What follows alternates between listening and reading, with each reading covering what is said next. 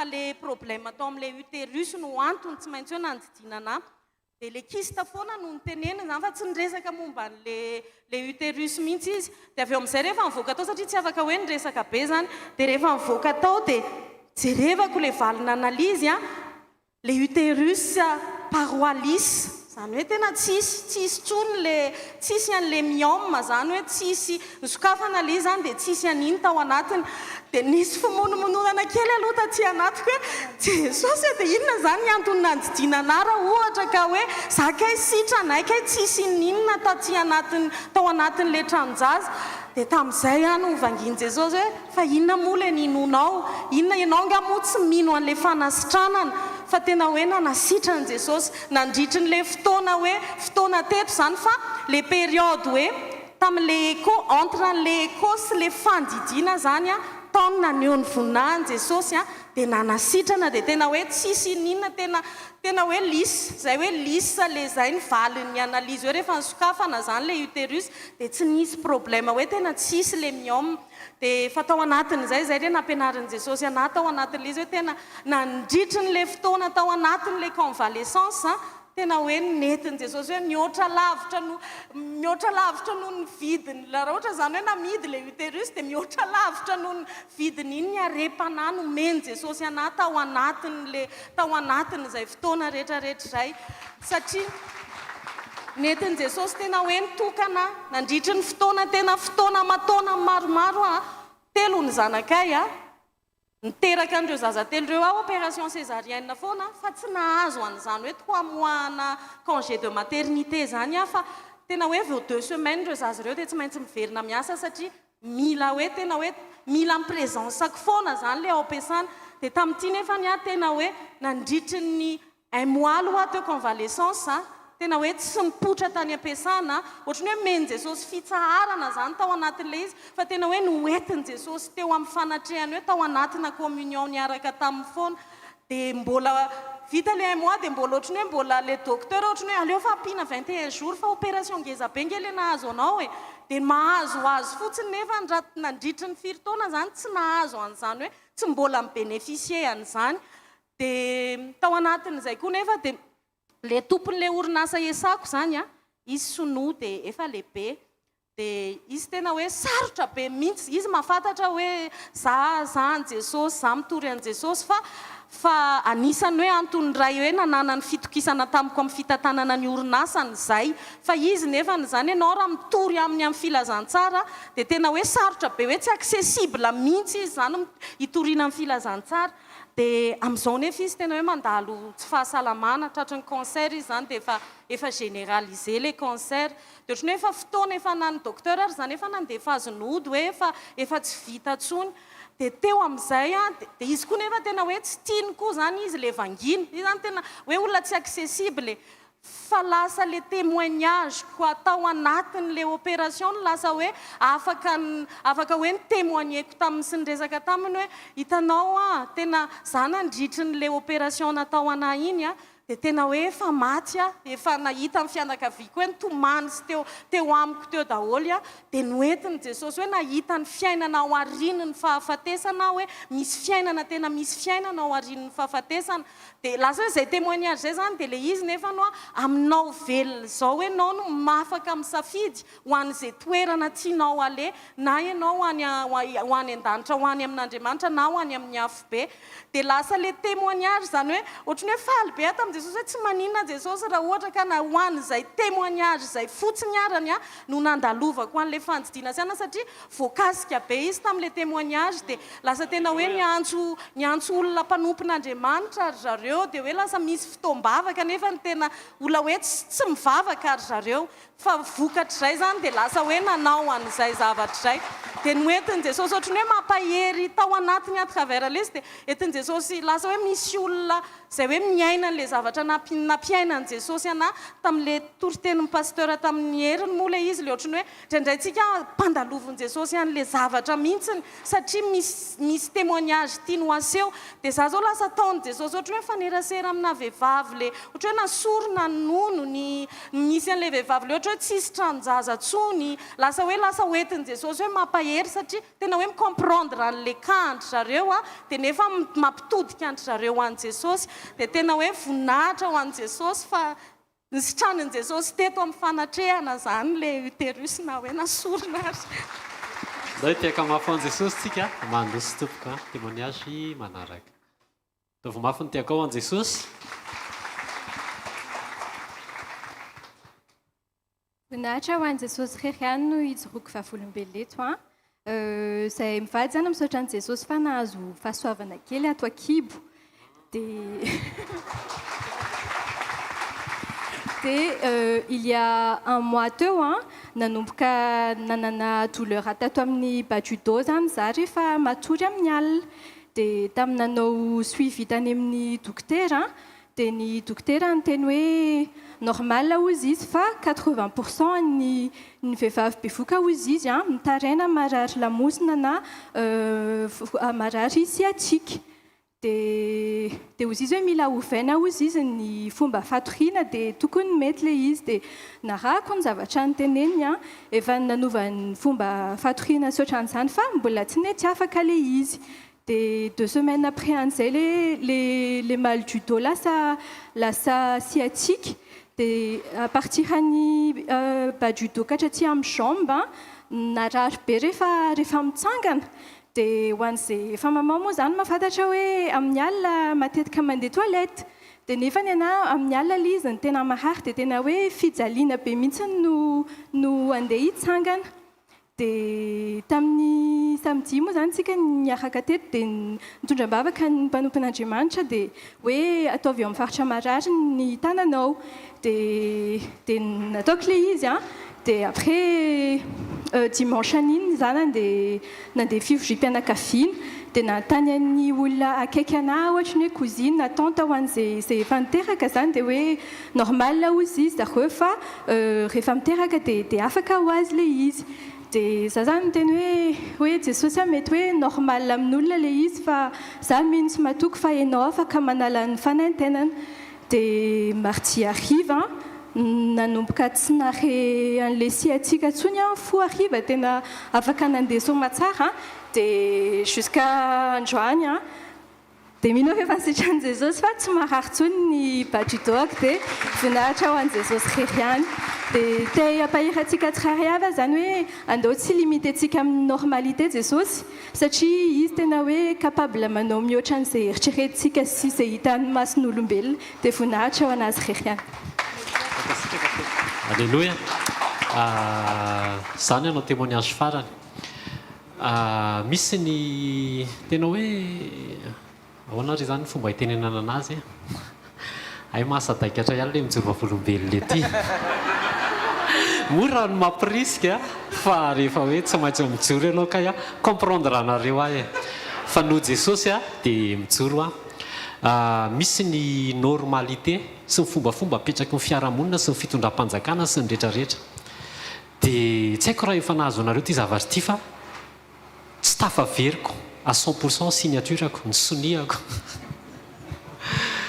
dia ao anatin'izay dia be da be ny zavatra ohatrany hoe mikatso miteraka olana any amin'ny banky sy ny rehetrarehetra manao taratasy ianao zany dia misy olana tsy mitovy le izy hatramin'izay nandeha foana fa nanomboka ray volana teo zay izy io ka efa tsy nitovy efa ela fa nalefa an'zareo foana aloha dia ray volana teo dia ny signalé amin'izay ny banky hoe tsy mitovy ny sonianao avereny eto hoe dia ho mason'le banque manao sonia fa mbola tsy mitovy mihitsy eo raha vao mahay mipanika dia tsy mitovy dia tao anatin'izay dia hoe tsy maintsy soloana zany io ndany ianao manolo karapanondro dia nakany amin'ny banque nakany amin'ny anina tsy maintsy anolo karapanondro dia niala tao am-piasana tamin'ny 6 sy fefany dia tonga tamina toerana anankiray karakara karapanondro tonga tao dia niditra n'le varavaran'le anina Jesosy aiza ty tena aiza ny tokony ho alehako toroy ahako varavaranaiza satria ao amin'ny firaisana misy any ambany misy any ambony aiza any ambony misy olona fantatra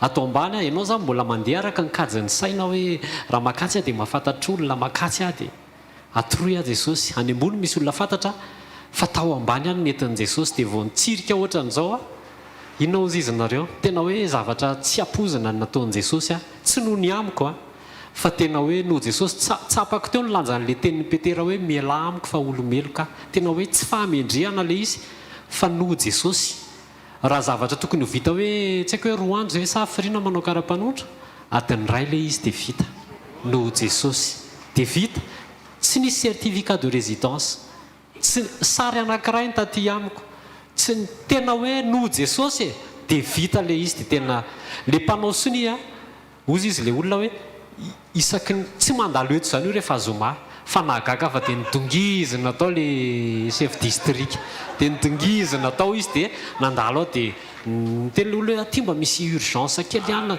ay toty ary dia vita ny signature andeha indray dia mila certifiena le photocopiena dia netin'le olona teo tio chef mba mila signature kely certifiena tsy manao an'io tsy manao an'io fa efa andeha azy ao vita zany le kara-panondro dia nanao photocopie dia niverina teo tsy manao an'io ao izy dia nitodika izy ay venareo izy antoty atoko indray dia ohatrohatran'izay dia tao anatin'ilay izy tena hoe Jesosy vavolombelona tsy nisy hoe za tsy nisy hoe satria ny fadianina ny vavaka tamin'ny maraina nanao an'izao za raha hafiriana hitanareo tsy teto ireny fa Jesosy no hoe misy zavatra zany ataon'Andriamanitra hiakselereana ny zavatra rehetrarehetra dia nataoko tsotra kely le sonia ary izay mba tena nataoko farany tsotra kely dia fa reny tenitenenina amintsika ireny sy reny tsodrandro eny Andriamanitra mampiteny any za tsy miteny hoe olombelona mitehiteny andreny fa Andriamanitra impiry moa teto tenenina hoe ho amoraina an'izay fikarakaranao taratasy dia nao ohatra ny tsy mino hoe savy dia possible tsy maintsy mandao an'izao tsy maintsy afaka ray volana afaka 3 herinandro afaka une semaine minimum une semaine ny vita ny kara-panondro fa tena hoe adin'indray ela dia vita le izy dia te hamprisika anareo aza misaina ny zavatra rehetrarehetra aza misaina n'le zava-panahiko fa andao hiazakazaka any amin'ny toe-panahy dia aleo Jesosy ireny témoignage ireny hoe zavatra efa sitrana kay nasorina tao fa toe-panahy ambony lavitra noho ny zava-panahy noho ny fanasitranana anao dia teo normal 80% vehivavy bevoka marary hoe manindriozatra moa fiteny azy za mbola tsy bevoka za koa tsy vehivavy fa hoe manindriozatra dia sahirana rehefa mitsangana sosisa fa tsy voatery mandalo an'izany ianao tena ao anatin'ny atao hoe fanotronana Andriamanitra manivaka izy dia manao izay tiany atao izy ndao tsika hitsangana dia ndao tsika hisaotra an' Jesosy ny amin'ny zavatra ataony eo amin'ny fiainanao hisaotra an' Jesosy ny hita izany anao amoaka ilay toe-panahy fa rehefa izay ny ataonao dia aleo izy anao izay tiany asandrato ny tananao dia hisaotra Andriamanitra ray amin'ny anaran'i Jesosy ndreto izay mankasitraka anao misaotra Jesosy fa tsisy hoe fahamendrehana tsisy hoe ninonninona avaty aminay fa no ianao manao izay tianao misaotra Jesosy ny amin'ny teny izay apetraka foana eny ambava ny mpanomponao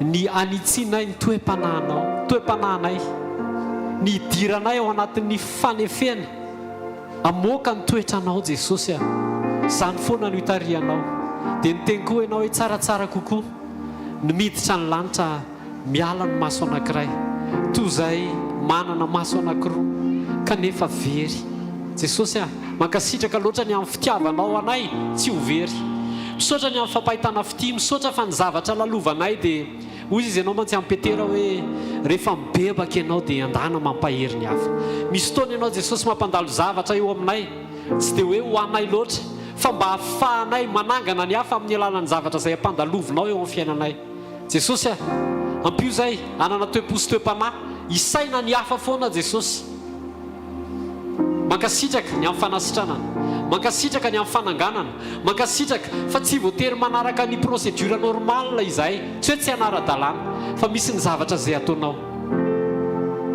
anehoanao fa eto amin'ny fiainanay ianao mankasitraka Jesosy mankasitraka ny amin'ny fandaminanao ny fiainanay amin'ny antsipriany mety tsy azonay zany androany fa fantatray fa ny zavatra rehetra dia miara-miasa rehefa tia anao zahay mpisandrata Jesosy mpisandrata ray amin'ny anaran Jesosy satria ianao ray no manao ny asa omemboninahitra mandraka rivany eny anaranao mankasitraka amin'ny anaran Jesosy amen. Raha mety ianao dia ndaontsika hitehaka mafy be ho an Jesosy andraisantsika ny teny izay apetrany eny ambavan'ny mpanompo.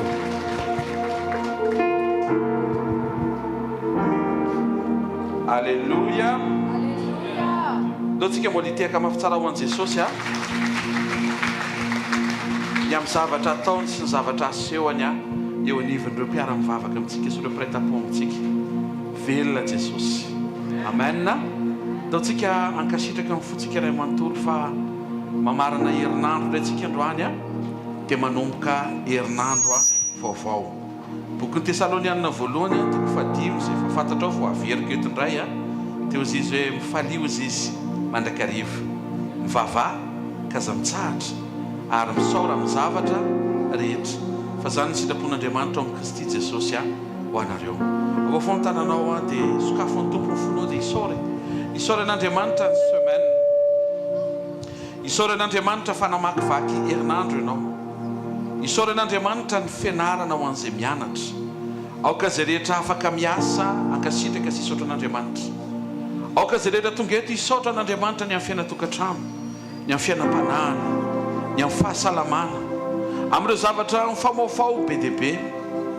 Tao anatin'ny herinandro ity ny zavatra ny karakarainao mety misy tonga eto tanteraka zato isan-jato ilay fikarakarana misaora azy. Raha tonga eto ihany koa ianao mety tsy tanteraka ilay izy misaora azy. Mety misy ihany koa zavatra tsy mampoizinao tsy nieritreretinao fa mitotona sy mitrango eo amin'ny fiainanao mankasitrana amin'ny fonao iray manontolo. Misaora an' Jesosy fa tamin'ity semaine ity dia nisy vavaka izay novalian'Andriamanitra ary misaora an'Andriamanitra ihany koa fa tamin'ity herinandro ity nisy vavaka nataonao voarain'Andriamanitra fa mbola tsy novaliany satria tsy mbola fotoanany. Misaora an' Jesosy fa tamin'ity herinandro ity nisy varavarana sokafany dia tafiditra ianao. Misaora an' Jesosy satria tamin'ity herinandro ity nisy vavahady nakatony satria loza ho anao ilay izy. Aoka izay rehetra tonga eto isaotra an'Andriamanitra fa ny fiarovan'i Jesosy dia mahatonga anao todosoa tonga eto velonaina soamantsara. Mety nandeha moto ianao dia tsy mibolisatra, mety nisy camion saika mifatratra teny aminao fa teo ny fiarovan'Andriamanitra. Mety saika voadona amin'ny fiara ianao na saika ianao accident mihitsy ianao mitondra fiara. Aoka izay rehetra tonga eto tena isaotra sy ankasitraka an'Andriamanitra. Misy zavatra be dia be mety mifamaofao tao fa teo Andriamanitra sy ny fiarovany, ny fahasari-piarany sy ny famindrapony ary ny fitsimbinany ianao. Saotranao izay ray amin'anaran'i Jesosy fa noho ny aminao sy avy aminao ary tena enao nahatanteraka an'izany herinandro zany.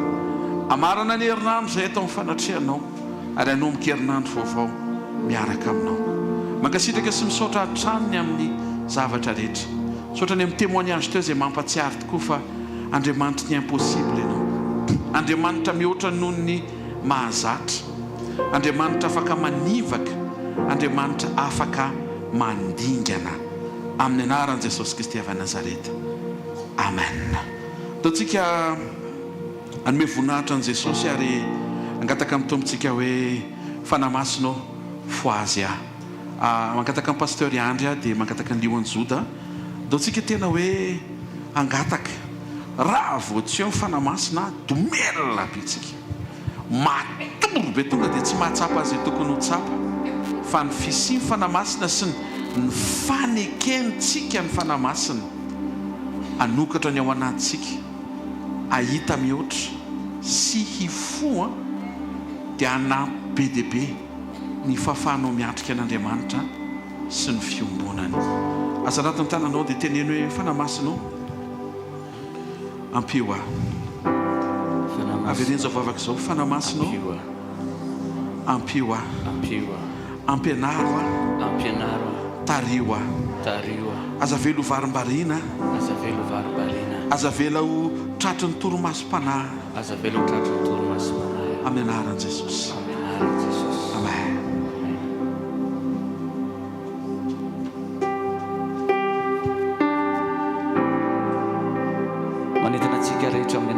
sy aorinany zany vavaka natao zany a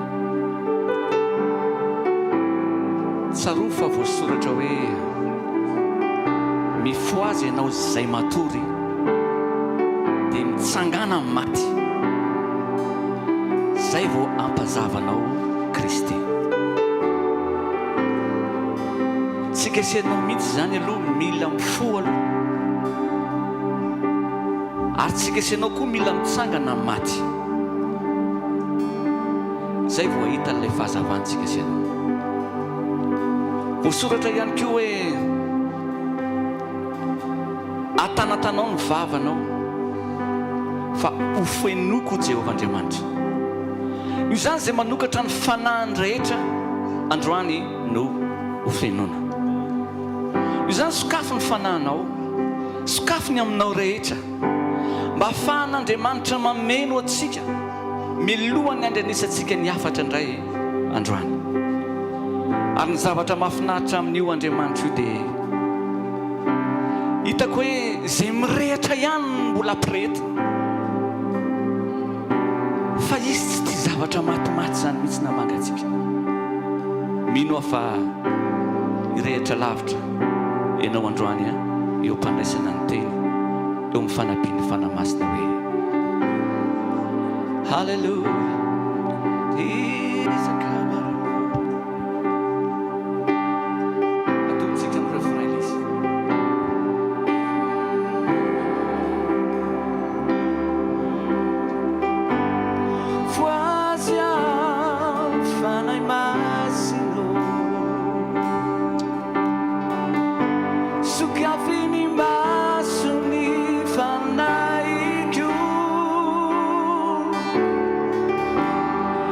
See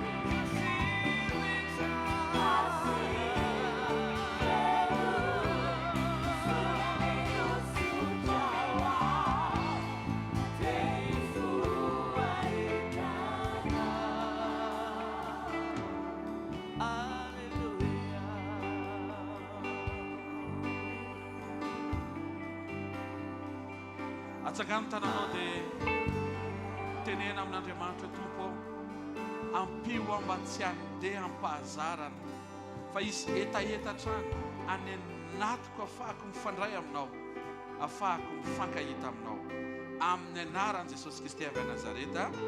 Amen. Asiteka mafy tsara ho an'i Jesosy dia mahazoa toerana.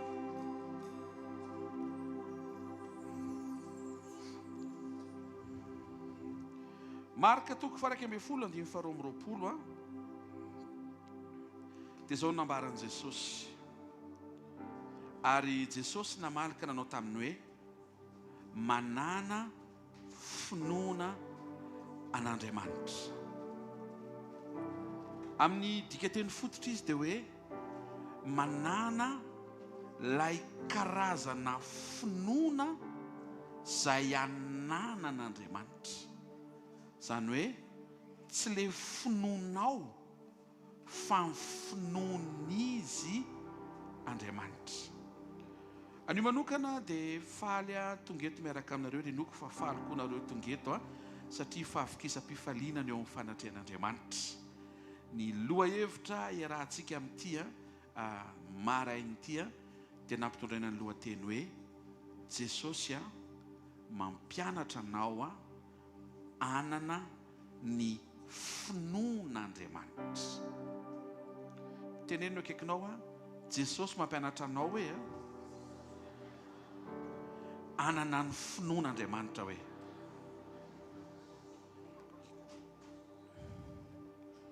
Ny finoana dia avy amin'ny toriteny, ary ny toriteny dia avy amin'ny tenin'i Kristy.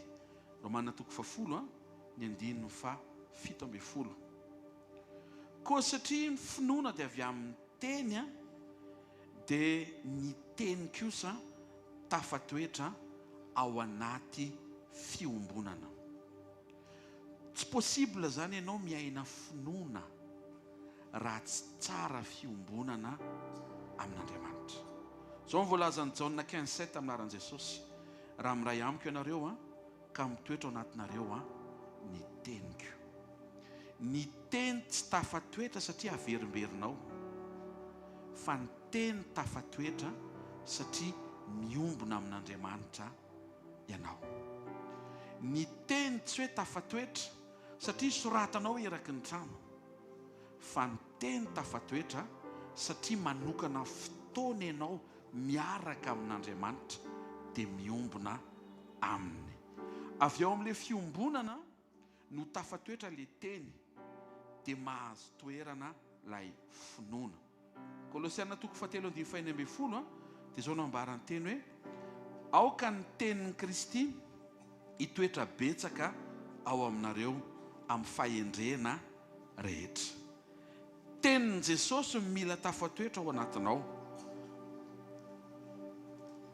Tenin'i Jesosy.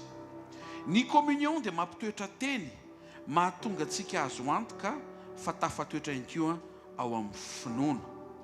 Ny finoana dia me mahazo aina arakaraky ny iarahanao tamin'Andriamanitra. Ny fiombonanao dia mahazo aina ao amin'ny fiarahanao amin'Andriamanitra, ary ny finoanao dia mahazo aina ao amin'ny fiombonanao amin'Andriamanitra. Zany hoe arakaraky ny miaraka amin'Andriamanitra ianao dia me mahazo aina ny fiombonanao manokana amin'Andriamanitra, dia avy amin'izay fiombonana manokana izay me mahazo aina koa ny finoana ao anatinao. Miombona finoana amin'Andriamanitra, zany hoe zay finoan'Andriamanitra no tokony ho tonga finoana ao. Eo no hoe mino zay inon'Andriamanitra, fa indrindra mino mitovy amin'Andriamanitra, miaina ny finoana ohatran'izay karazana finoana iainan'Andriamanitra. Finoanao no anantonanao an'Andriamanitra, fa rehefa manantona an'Andriamanitra sy miaraka amin'Andriamanitra ianao dia lasa finoan'izy Andriamanitra no iainanao. Le an'Andriamanitra ny mahavelona fa tsy ilay avy amin'Andriamanitra. Ny zavatra ho antsika rehefa avy eo zao tsy hoe mofo avy amin'Andriamanitra fa mofon'Andriamanitra. Isan'ny solika mila tehiriziny virjiny endry ny solika finoana. Satria hoy Jesosy eo amin'ny Luka 12:9, raha avy ny zanak'olona ahita finoana ety ambony tany va izy. Sady te ahita finoan'Andriamanitra no misy karazana finoana tia no hita. Tena akaikinao tsy ny finoana rehetra le izy hoe, fa misy karazana finoana hoe. Mazava ho azy fa ny finoany izy Andriamanitra ny tia no hita eo amin'ny fiainanao rehefa hiverina izy. Tandremo mandandany solika finoana amina karazana finoana tsy andrasan'Andriamanitra aminao. Zay mahatonga anao tsy tokony miniminy fahatany, tsy tokony miniminy foana. Aza laniana amin'izany ny finoanao, ampiasao amin'ny finoana an'Andriamanitra, ary amin'ity androany ity ampiasao amin'ny finoan'Andriamanitra. Ny finoana dia tehirizina amin'ny fiatretana madio. Timoty 2:7-7 tamin'ny herintsika ny resaka be an'izay fa androany amin'ny safo kely ilay fotsiny dia hiditsika ny amin'ilay hoe inona zany ilay karazana finoana tokony ho raisiko ary tokony hiainako. Ilay izy zany tsy hoe mino fotsiny ianao fa tokony ho mino araka ny finoan'Andriamanitra. Tsangano ny tanan'izay manatrika eto amin'ity marain'ity hoe raha ataontsika hoe manao examen ianao zany dia ilay mpanao examen miteny hoe ny examen atao dia stylo an'ny mpampianatra no ampiasainao fa tsy stylo anao. Dikan'izay tsy hoe ilay examen vita fa ilay fomba fanaovanao ilay examen mihitsy misy fenitra napetraka ilay mpampanao fanadinana mba tsy hisiany zavatra hafa, dia ilay penina avy an'ny mpanadina ny tia no ampiasainao. Ohatr'izay mihitsy ilay tian'Andriamanitra ho tenenina hoe raha ho avy ny zanak'olona mo ahitany finoany va izy ampiko an'izay. Timoty 2:7 mitandrina tsara ny zava-miafina ny amin'ny finoana amin'ny fieritreretana madio. Tena akaikinao ny fieritreretanao rehefa madio hoe misaina zavatra tsara foana hoe dia voatahiry ny finoanao hoe. Raha vao misaina negatif ianao hoe dia very ny finoanao hoe. Ao to dia mandray lesona zany tsika fa tsy mety zany ny misaintsaina zavatra ratsy sy maloto. Ny momba ny finoana dia mila fantatro ihany koa nefa reto zavatra anankiefatra reto dia hiditsika ny amin'ny finoany Jesosy. Voalohany mila mivavaka mpinoana ianao. Matthieu 5:20 ary na inona angatahanareo amin'ny fivavahana atao amin'ny finoana dia ho azonareo zany. Inona le vavaka ampinoana? Ozy izy ny bokin'ny Obolana mangatà momba ny asa ozy izy dia tanteraka ny fikasana. Ianao zany rehefa maraina ohatra dia mivavaka ho an'ireo zavatra ho ataonao mandritry ny journée mba ho vonona ny ao anatinao amita an'izay natombokao. Faharoa, profession de foi, misy zavatra tokony atao ara-potoana rehefa avy mivavaka. Zay mahatonga ny Hebreo 10:17 manambara hoe aoka ho azontsika mafy ny fanekena ny fanantenana. Io fanekena ny fanantenana io amin'ny dika teny fototra dia hoe ny fomba fiasanao ny finoanao. Mila miasa le finoana. Zay mahatonga n'le hoe ry Abrahama zao rehefa nahazo fampanantenana fa hahazo zanaka dia efa nividy meloa ny accessoire rehetra ilain'le zaza nefa mivadiny mbola tsy bevoka. Zay zao profession de foi zao zay tonga dia mihetsika mpinoana ianao. Tsy hoe bevoka dia teraka mihitsy vao vidiko ny lamban-jaza, tsy mino ianao raha vao zay. tsangana tanan'izay maheno hoe tena kaikanao raha efa teraka le zaza vao mividy lamban-jaza hoe afa tena izy dia tsy finoana zay hoe dia teneno izy mbola tsy mitsaika akory hoe dia efa complet ny lamban-jaza zany ny finoana hoe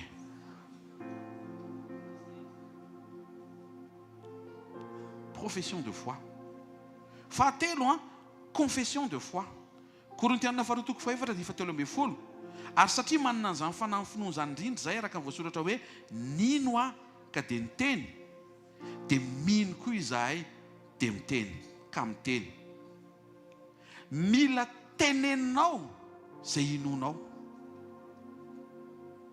alleluia zany hoe i Abraham io zany mbola tsy be voka ny vadiny dia efa nividy lamban-jaza dia isaky ny tonga ao an-trano dia efa miantso hoe renina tomany zao zaza zao fa menono hoe tonga dia tenenina ianao tonga eto io zany tsy haiko inona ny teneninao any an-trano fa mila tenenina ny finoana mila miteny ianao hoe ary za tefaka tsy kizitina tsony confessenao le izy alleluia tsy ny hafa anao antanianao fa ianao tonga dia manambara-pinoana zay tianao hitranga tena kaikanao teneny zay tianao hitranga hoe dia saintsainy zay tianao hiseho hoe ny faefatra loi de la foi finoana lalàny ny finoana ao amin'ny Romana 7:7 mitselika kely an'izay ny ten'Andriamanitra hoe amin'ny lalàny ny finoana ozy izy Matthieu 7:12 ary ao tsara le izy dia amin'izay ianao tsy tavela eo amin'ilay hoe mivavaka dia ohatrany tsy mivaly le izy pasteur zao le izy mivavaka ianao mihetsika ampinoana ianao miteny ampinoana ianao dia mahafantatra momba ny lalàny ny finoana ianao lalàny finoana dia tia tenenin' Jesosy ity Matthieu 7:12 koa amin'izany na inona tianareo ataon'ny olona aminareo dia mba ataovy aminy kosa tahaka izany fa izany no lalàna sy mpaminany rehefa hetsika ianao mandritry ny journée dia fataro fa ny zavatra hitranga mandritry ny tontolo andro eo dia izay nataonao tena kaikanao ny zavatra hitranga amin'ny herinandro ambony io zao hoe zavatra nataonao 5 taona lasa hoe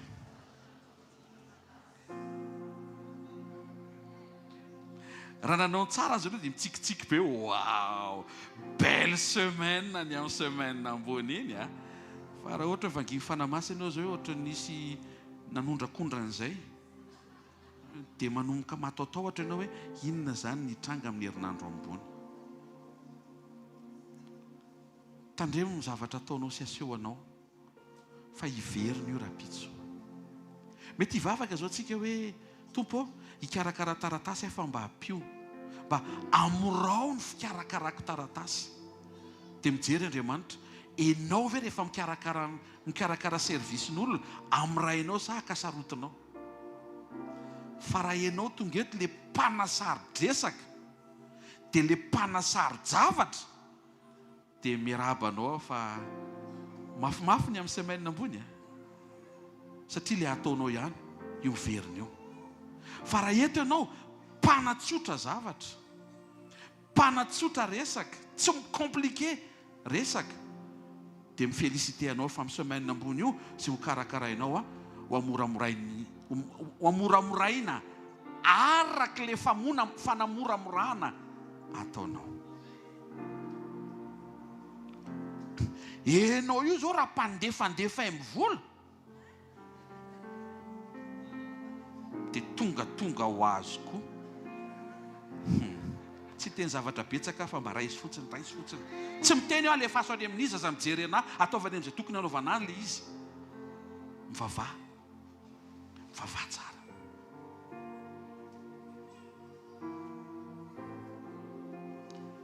ny zavatra hitranga ampinoana le entinao mambavaka hivaly fa ny fomba hivalian'le izy mifanaraka amin'le nataonao mahitsy tsara tsika mino fa misy olona tonga eto mandray izy dia mihendry izy dia miova ny fomba fiatrehany ny hoaviny. Conseil omeko anao zao a, asone vetivety, mbola tsy tapitra izy teo fa manina akory tonga dia navadiko. Mijoroa mandrakariva ho tsara fanahy, na hoviana, na aiza, na amin'iza. Any amina toerana sy fotoana anankiray mba ilanao an'izay, dia tsy ora an'izay ianao. Mijoroa karazan'olona afaka miservira ny hafa foana, mandrakariva zafady.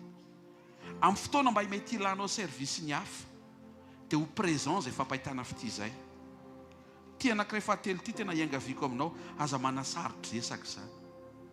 Ianao tonga eto aza le hoe hifona n'intelo vao mamela atsasany. Ianao tonga eto ataovy le karazan'olona mamela na mbola tsy hifonana aza.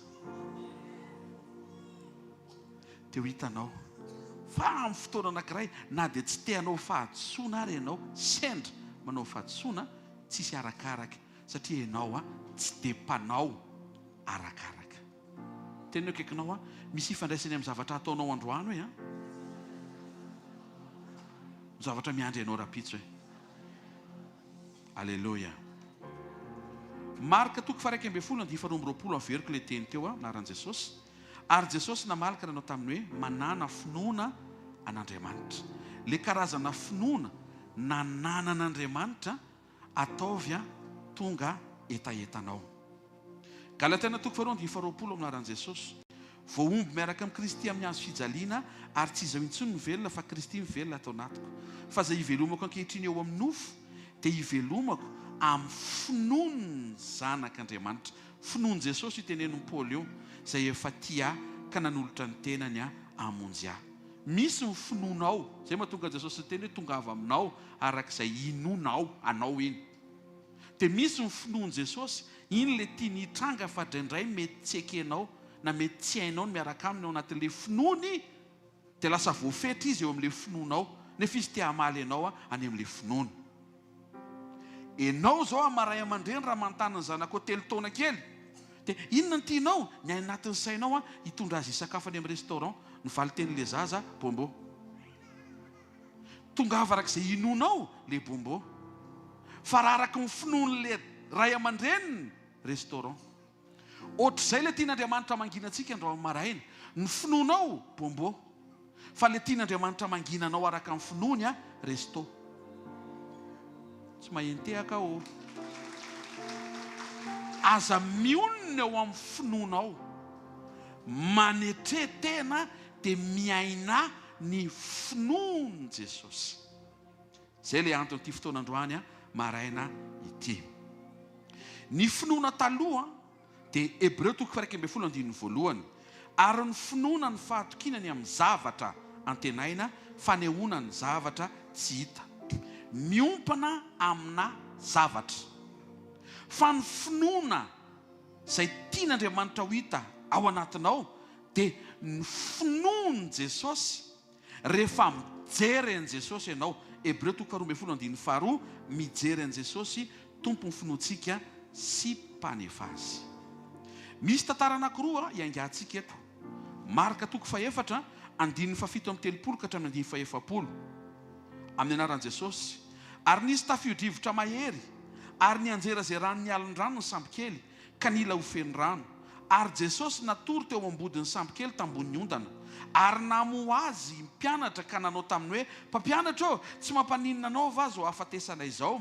Ary ny fo Jesosy dia niteny mafy ny rivotra sady nilaza tamin'ny ranomasina hoe mangina mitsahara, ary dia nitsahatra ny rivotra tony tsara ny andro. Ary io Jesosy tamin'ny mpianany, nahoana ny sary tahotra ianareo? Tsy mbola manam-pinoana va ianareo? Lay faharoa ampitahintsika amin'io dia eo amin'ny Matthieu 4:12, ny 9:20 ka hatramin'ny 9:30. Tonga dia vakiako ilay izy dia ho azontsika veroka ny tian'Andriamanitra ho hita eo amin'ny fiainantsika. Le voalohany, Jesosy ao atsambo mampitsahatra ranomasina sy tafiotra misamboaravoara. Le faharoa, Jesosy eny ambony rano ao anaty tafiotra. Dia vakiako ilay izy amin'ny anaran'i Jesosy. Ary rehefa mbita eo ampovoan'ny ranomasina ny sambo kely tamin'izay, dia natopatopa ny alon-drano izy fa nitohain'ny rivotra. Misy olona tsy hoe atopatopa ny alon-drano ny fiainany. Ary tamin'ny fiambinana faefatra amin'ny alina dia nankeny amin'ny mpianany Jesosy, ary reto io olona io dia akeo aminy Jesosy. Nitsangatsangana teny ambony ranomasina ny tompo, ary noho nahitany Jesosy nitsangatsangana tambony ranomasina ny mpianatra dia raiky tahotra ka nanao hoe matoto, dia hoy Jesosy hoe matoky, fa zao ihany aza matahotra. Ary Petera namaly azy ka nanao hoe tompoko, raha ianao io asevo manatona eo ny ambony rano a, dia hoy Jesosy manatona. Dia nidina niala tamin'ny sambo kely Petera ka nandeha tambony rano anantona an Jesosy. Fa raha nahita ny rivotra Petera dia natahotra, ary raha vao nilentika izy dia niantso hoe tompo, vonjeo a. Ary naninjitra ny tanany niaraka tamin'izay Jesosy dia nandray azy ka nanao taminy hoe ry kely finoana, nahoana niana any ianao. Ary rehefa niakatra tao an-tsambo kely izy a, tsahatra ny rivotra.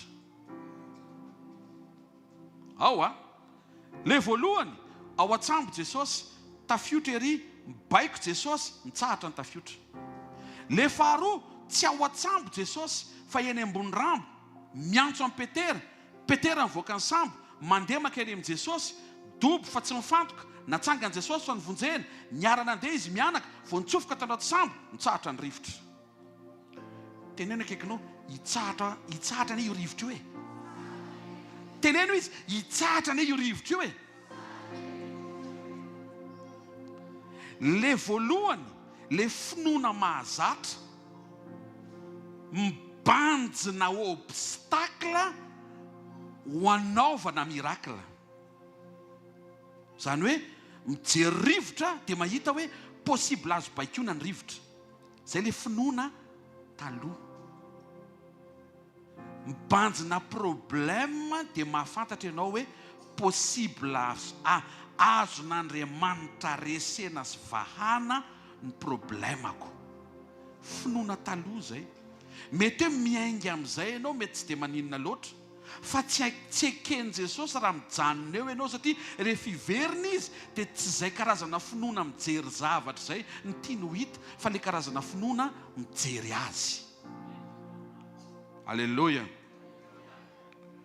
Mimakomana ny lioanjota fa isira ataontsika alohan'ny tapany faharoa rehefa avy eo.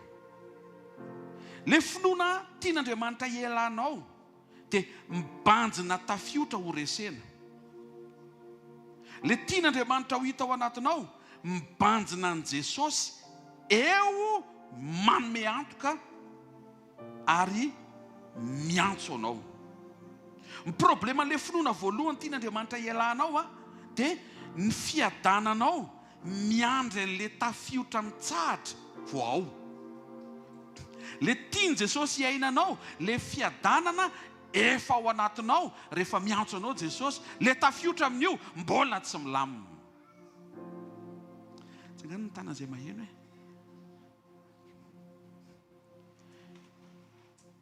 ty zany le mila ialantsika. Milamina ny tafiotra vao miadana. Tena kaikanao, tsy izy zay hoe avereno, tsy zay le izy hoe. Zay mahatonga an Jesosy nanome n'le lesona faharoa mba ho tafiditra ao amin'le finoany ny mpianatra. Dia Petera aloha ny tafiditra, minao fa nanaraka ny apôstôly taty aoriana. Jereo amin'izay fa le fampianarana, le tafiotra mbola tsy nikalma, nefa Jesosy efa miantso. Le fiadanana efa ao amin'izay, nefa le tafiotra mbola tsy milamina. Satria hoeny amin' Jesosy ianao, fa mibanjina an Jesosy ianao, ary mijery an Jesosy ianao. Ny fiadananao tsy ao aorianan'le tafiotra resy, fa ny fiadananao ao am Jesosy eo amin'ny fiainanao miantso anao. Le finoana mila ialana, le mibaiko tafiotra mampatahotra mba hangina sy hitsahatra. Satria le finoan Jesosy rehefa mibanjina an Jesosy ianao a, dia le tafiotra sy le ranomasina tsy voatery mitsahatra, fa ianao no ampiasain'Andriamanitra miaraka aminy anitsaka an'le mampatahotra anao. Le mampatahotra mbola tsy milamina, fa ianao no lasa tsy matahotra. Zay. Me mazava kapa le izy. Le finoana voalohany a, mety eny am-piandohany ianao dia esorin'Andriamanitra ny mampatahotra, esorin'Andriamanitra le olona mahasosotra, réglen'Andriamanitra le situation, satria eny an-dalana izy a hitaizanao. Fa ny tena karazana finoana tiany Jesosy ho hita rehefa iverina izy, le olona mahasosotra maika mahazo posta, fa ianao tsy sosotra intsony. ny fiadananao tsy any amin'ilay olona esorina na any amin'ilay olana esorina fa ny fiadananao ao amin'i Jesosy eo amin'ny fiainanao. Rehefa mibanjina an' Jesosy ianao dia active ilay finoan' Jesosy efa ao anatinao, atonga anao hiadana ao anaty tafiotra. Teneno akaikinao, tsy hoe milamina ny problema hoe vao milamina ianao, fa rehefa mijery an' Jesosy ianao hoe dia milamina ianao, nefa ilay problema mbola eo hoe. Raha voarainao zay dia afaka mody ianao, fa miangava izy mbola mody, mbola misy fanoharana be dehibe mbola ho avy eo anamafisana tsara hoe ay ohatr'izay zany ty resaka andrasan'Andriamanitra ity. Le voalohany manaitra an' Jesosy hamaha olona ny tafiotra, ary tsy defaly Jesosy. Jesosy zany tsy natao ho foazina hamaha olana. Ny antony mahatonga an' Jesosy hifo tsy olana fa ianao. Ny tia Jesosy hita zany dia hoe Jesosy dia fo Jesosy, misy inona ndao hiresaka. Teka mafitsara ao an'Andriamanitra. Problematsika zany Jesosy dia fo Jesosy, misy inona, misy problema be io. Jesosy, io ve ny amoazo anao dia hozy ianao, ka zany matahatsy. Dia hozy Jesosy, za ve eto dia ianao matahotra? Dia ahoana zany raha tsy eto zany? Matany tahotra zany. Mazava matoa zany ianao mamoa an' Jesosy, tsy problème fa hiresaka. Tena akaikinao, raha amoa an' Jesosy ihany ianao hoe dia tsy problème ny antony fa le hiresaka aminy hoe aso tehaka mafy tsara ho an'Andriamanitra. Raha hivavaka zany, oza misy miteny tsy afaka miresaka problema tsony za ve miresaha fotsiny aminy aloha Alleluia. Tsy manaitra an' Jesosy hamaha olana tafiotra, fa mibanjina makeny amin' Jesosy ao anatin'le tafiotra.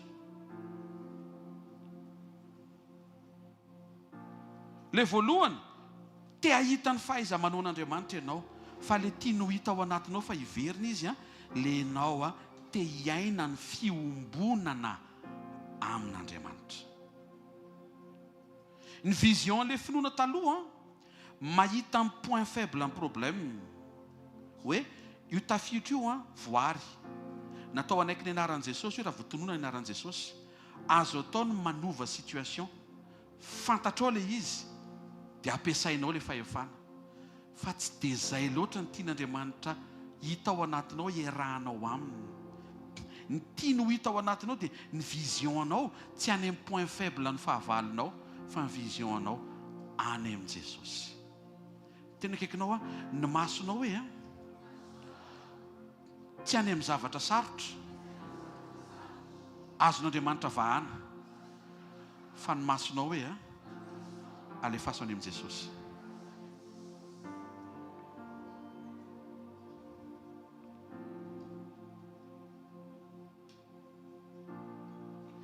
Petera niaraka tamin'i Jesosy tao anaty sambo, natahotra an'le tafiotra dia namoa an' Jesosy mba hampitsahatra an'le tafiotra. Eny tokoa natsahatra Jesosy le izy, fa tsy tena falo ny tompo nampitsahatra an'le tafiotra, satria ny tokony hamoazana azy dia tsy tafiotra fa hiresaka aminy sy hanana fiombonana aminy. Tamin'le faharoa, Petera niaraka tamin'i Jesosy nandeha teny ambony rano. Le voalohany, Andriamanitra maneho fa eo izy amin'ny alalan'ny fampanekena an'le tafiotra. Mety ny ilain'le mpianatra angambany io tamin'io fotoana io, inoko zany, satria ny zavatra rehetra miara-miasa masoa rehefa Jesosy no mitantana sy mitondra. Misy karazana finoana le voalohany io dia hoe eto Jesosy satria mitsahatra ny tafiotra. Fa rehefa tena mandroso aloha dia tian'Andriamanitra atsapa hoe na tsy mitsahatra ary io hoe eo izy. Tavoatra izao, tsangany tany ho ankavanana, ninonina mitrango eo Jesosy eo ianao.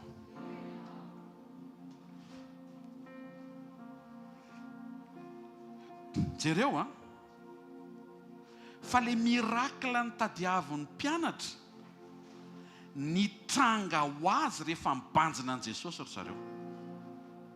Misy mirakla mitranga ho azy rehefa ekenao ny finoan' Jesosy eo ampibanjinana an' Jesosy. Zavatra anankiroa ny vavaka nataon'ny mpianatra teto hoe vavaka voalohany hitsahatra ny tafiotra, ny vavaka faharoa ho tonga soamatsara ny epita. Fa rehefa mibanjina an' Jesosy ianao ao anaty tafiotra dia tsy ianao intsony ny manao ny fomba rehetra mba hitsahatra ny problema ary mba ho tonga soamatsara any ianao, fa ny finoanao lasa mifinoan' Jesosy avy amin'ny fijerevanao azy. Rehefa mijery an' Jesosy ianao dia lasa ny finoany ny miasa ao anatinao sy mampiasa anao, dia le tsy angatahanao lasa valiny amin'ny fomba tsotra. Misy tia eny ve hoe nivaly ve reo vavaka ireo? Atsangana tana izay tia eny hoe nitsahatra ve le tafitra dia tonga ve ry zareo?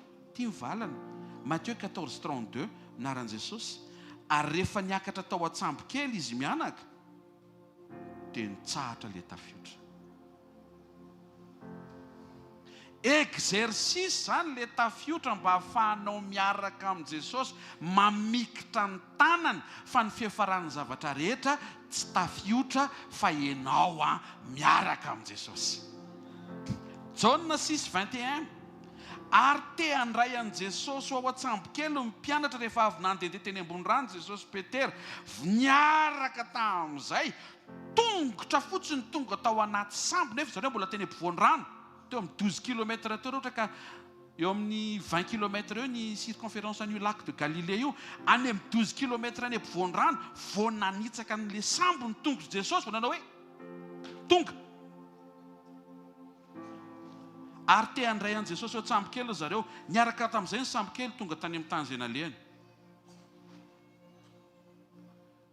Tsy azonareo le izy. Tsy nisy tsony zany le hoe ary nitsahatra ny tafiotra dia nivoy ny mpianatra dia nihirahira zareo hoe o mandroso repana, dia nisy répertoire sy concert adiny telo tonga soamatsara tany epita ry zareo ary tsy nisy tafiotra tsony nanelingelina. Tsy izay no nitranga teo, fa rehefa mibanjina an' Jesosy ry zareo vao teny vao tonga tao an-tsambo fotsiny le Jesosy Petera, niaraka tamin'izay tonga. Ohatrany hoe ianao zany eto niakatra teto ianao dia vao nanitsaka ny testrate ianao dia tonga ny ambomanarina. Zay hitana hoe zay vao azonao le izy. Avereno finoan' Jesosy hoe. Avereno finoan' Jesosy hoe. Tsy haiko hoe misy motera avy eo mavita 12 km par seconde zany. Missile no mety mavita an'izany. Tao anatin'io zao raha nisy mpianatra nanao brochine. Sur korotana amin'ny volony tonga tery apita izy. To dia taitra be ry zareo efa tonga. Tenenina akaikinao. Tsy any amin'ny tafiotra le izy hoe. Tsy any amin'ny lalana tokony ho aleha le izy hoe. Banjiny Jesosy hoe. Manatona an' Jesosy hoe. Any amin'izay misy an' Jesosy hoe. Fa hitsahatra ny tafiotra hoe dia ho tonga tampoka ianao hoe. Ty resanty tsy le ohatran'ny niainan'i Jesosy Filipo tsy le manjavona. Misy degré zany le izy, misy toy zany manjavona to dia mipotra fotsiny. Teto ndray tsy manjavona fa tonga dia le sambo sy ny mpandeha rehetra ohatr'izao tonga dia tonga ny import. Raha vao tsy miomana mety ny lasa dala hoe dry fa taiza moa tsika tao, fa nga efa tonga tsika, fa inona zavatra tranga tao. Raha ny fijereko ny volonareo ohatra nandeha be tsika. Dia io tsy nangatahan'ny mpianatra. Ny mpianatra sy nyteny hoe Jesosy eo hoeto aingana zay, mba te hahita an'izany zay. Zavatra tsy nangatahany fa zavatra hitan'Andriamanitra hoe ilainy zareo. Dia ny ahafahan'Andriamanitra mahazo aina anao an'izay tsotra le izy. Mibanjina ianao an' Jesosy, mijerenao an' Jesosy, manatona ianao an' Jesosy. Fa any amin'izay misy an' Jesosy dia hitanao fa hitsahatra ho azy le tafiotra, teto le tafiotra tsy natao hoe rehefa niditra teo ambony sambo zareo dia mbola nika andray ny tompo hoe ry tafiotra ohatran'le tamin'ny farany fa tonga dia nahafantatra ho azy ny tokony ataony le tafiotra ny tonga dia lasa zay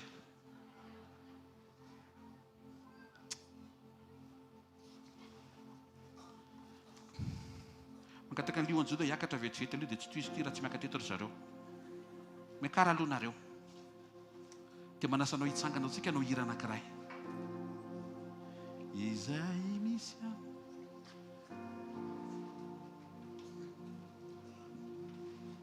mbola tsy manao fandraisana mbola misy deuxième partie vetivety kely fotsiny anao an'izay hira zay tsika fa malaza an'le finoany jesosy ty tononkirite hoe izay misy anao ny tiako izy ahy dia jareo ane ohatry ny fandanimpotoana ny mpetery orangaty e tokony mifantoka ho eny mporo nareo ty makeny am' jesosy fa zy izy petery tsy porona navitra fa jesosy ho eny am' jesosy any ohatry ny lamy fotoana ary fa vo niaraka tamin'i jesosy miverina izy tonga alohan'izay tsy niatrika tafiotra tsangany tananao teneny jesosy ampianaro aho akafy any am'izay misy anao izay misy anao tiako mba hisy aiko iarafaly aminao sy ny voninahitra izay misy anao no tiako mba hisy aiko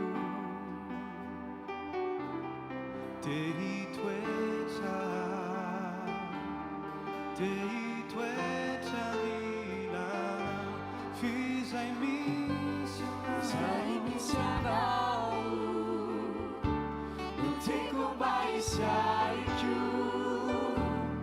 iarapaly aminao sy ny voninahitra fizay misy anao no tiako mba hisy aiko Teitoetra nina tiako ny eo anilana sy ny fanatsehanao itera sy ankalazanao Jesosy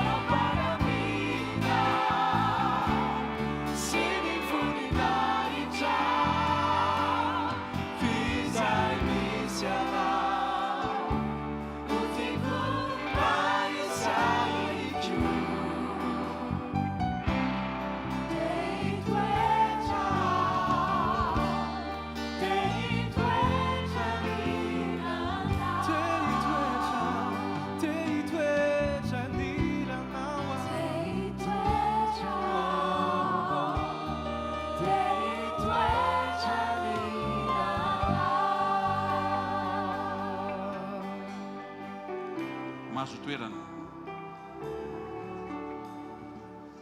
Ny finoany Jesosy dia mibanjina an' Jesosy ianao ho eny aminy. Fa maninona pasterana izany finoana izany no tiany ho hita rehefa hiverina izy, satria rehefa hiverina izy dia hitondra anao ho any aminy. Tsy ny tranonao no hatsarainy amin'ny fotoana tongavany, fa ianao no entiny makany aminy. Ny dingana mahazatra ny olona dia hoe Jesosy eto amin'ity toerana ity dia miara amiko eto. Tena kaikanao tsy ratsy izany hoe. Fa ny dingana manaraka tokony hiainanao Jesosy any amin'izay misy ianao sy hitondranao ny tiako hisy tsy voatery le eritreretiko sy le tiako na le mandresy lahatra. Raha ny mandresy lahatra amin'ny Peterana izao dia ny ambony sambo e. Peterana mpanarato tsy mahay milomano e. Proof rehefa niletika izy tsy tonga dia ny style be hoe catenage. Voela velona ianao Jesosy sady manao papillon mivady ty saina zany. Fa tonga dia kiropaka izy satria maninona tsy nahay lomano. Ny mampetempetera zany eny ambony sambo satria eny ambony sambo tsisy rano. Fa Jesosy niantso azy tao amin'ny tafiotra feno korotana. Satria rehefa mibanjina an' Jesosy ianao tsy miatra aminao izay mety loza hita ny masonao. Jesosy zany eo amin'ny toerana tokony hantononao fa tsy terenao hanantona anao eo amin'ny toerana misy ianao. Teneno akaikinao ny finoanao hoe Jesosy manantona anao, fa ny finoany Jesosy hoe enao makeny aminy. Toy izy tsika Luka 5:7 teny 9:1 naran'i Jesosy ary niditra tao an-tsambo kely anankiray izay any Simona Jesosy. Verina indray le exemple. Taizy Jesosy teto tao amin'ilay sambo. Inona indray no nataony teto? Nangataka tamin'ny Petera izy hiataka kely amin'ny tany dia nipetraka tao an-tsambo kely izy ka nampianatra amin'ny vahoaka. Dia avy eo Jesosy niteny hoe alatsao ny ara atao zahoana azan-drano. Ary rehefa nanao an'izany Petera dia nahazo azan-drano be dia be ka nisitritra ny aratony. Teto koa zao ny problema hovahana trondro tsy misy. Jesosy ao an-tsambo manome direktiva. Ny direktiva amin'ny finoana tsotra, direktiva mampanantenanao ny zavatra hitranga ao aoriana ny fankatoavana. Alatsao dia ahazo, alatsao dia ahazo. Fa ny direktiva amin'ny finoany Jesosy manatona ty. Ty ahazo inona manatona fotsiny. Tiana aloha ny hitranga manatona fotsiny. Misy olona me maharaka eto amin'ity maraina ity. Fa ny finoany Jesosy ianao tokony mahatoky azy fotsiny rehefa misafidy ianao ny hanantona azy. Jaona 1:24 eto amin'izay le finoany Jesosy indray resaka trondro. Ary noho ny efa nazava ratsy ny andro dia nitsangana teo amoron-dranomasiny Jesosy, kanefa tsy fantatry ny mpianatra ho Jesosy izany. Jesosy eny amin'ny plage, ny mpianatra anaty sambo. Ohatran'ilay teo Jesosy anaty tafiotra, ny mpianatra anaty sambo. Ny finoana tsotra le mila ialana, alatsao ny ara atao zahoana azan-drano. Dia vao nanipy indray ny mpianatra dia naninona? Replay indray le miracle, nahazo trondro indray ry zareo. Fa ny finoany Jesosy ny 7. Ary io ny mpianatra izay tiany Jesosy tamin'ny Petera. Ny tompo ry! Ary vao reny Simona Petera fa ny tompo iny, tonga dia nisikina ny akanjo ivelany, fa tsy ny akanjo izy, ka nirotsaka teo amin'ny ranomasina izy. Dia toiziko, tonga dia nakeny amin'ny Jesosy izy. Izay misy anao. Batoizy fa tsy mamira.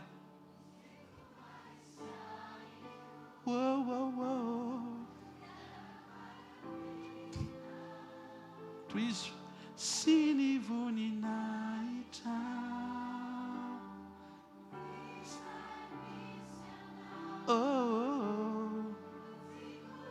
paisiaikyo dia hitoetra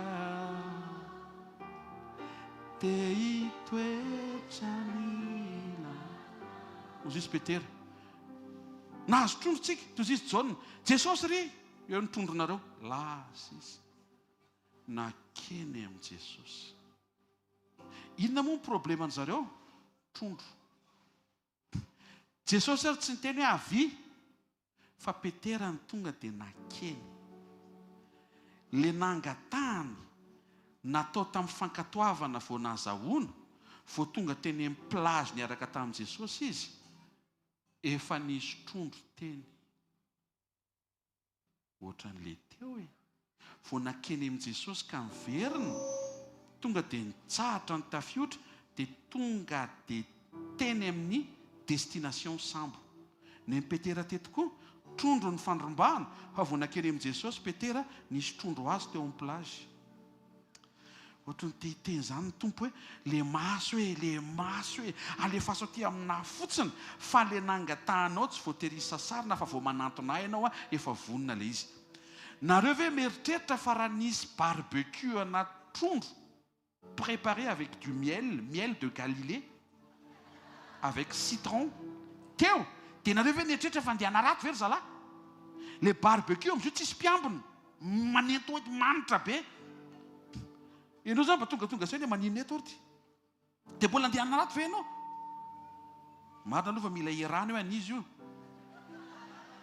Fa raha zany teo amin'ny toerana zareo ka hitako meloha, joro teo akaiky le barbecue dia zany teneniko hoe an'izy ty izay tsy mamaly dia anazany eo. Mazava hoazy tsisy mamaly satria tsisy olona, anazany. Fa le izy mbola tsy teo reo tamin'ny zareo niala teo, fa rehefa tany anaty sambo ry zareo, dia le i Petera le nandray an'le finoany Jesosy mihitsy mahafinaritra. Tonga dia izy Petera, eo nareo sy ny sambo sy ny problema sy ny solution.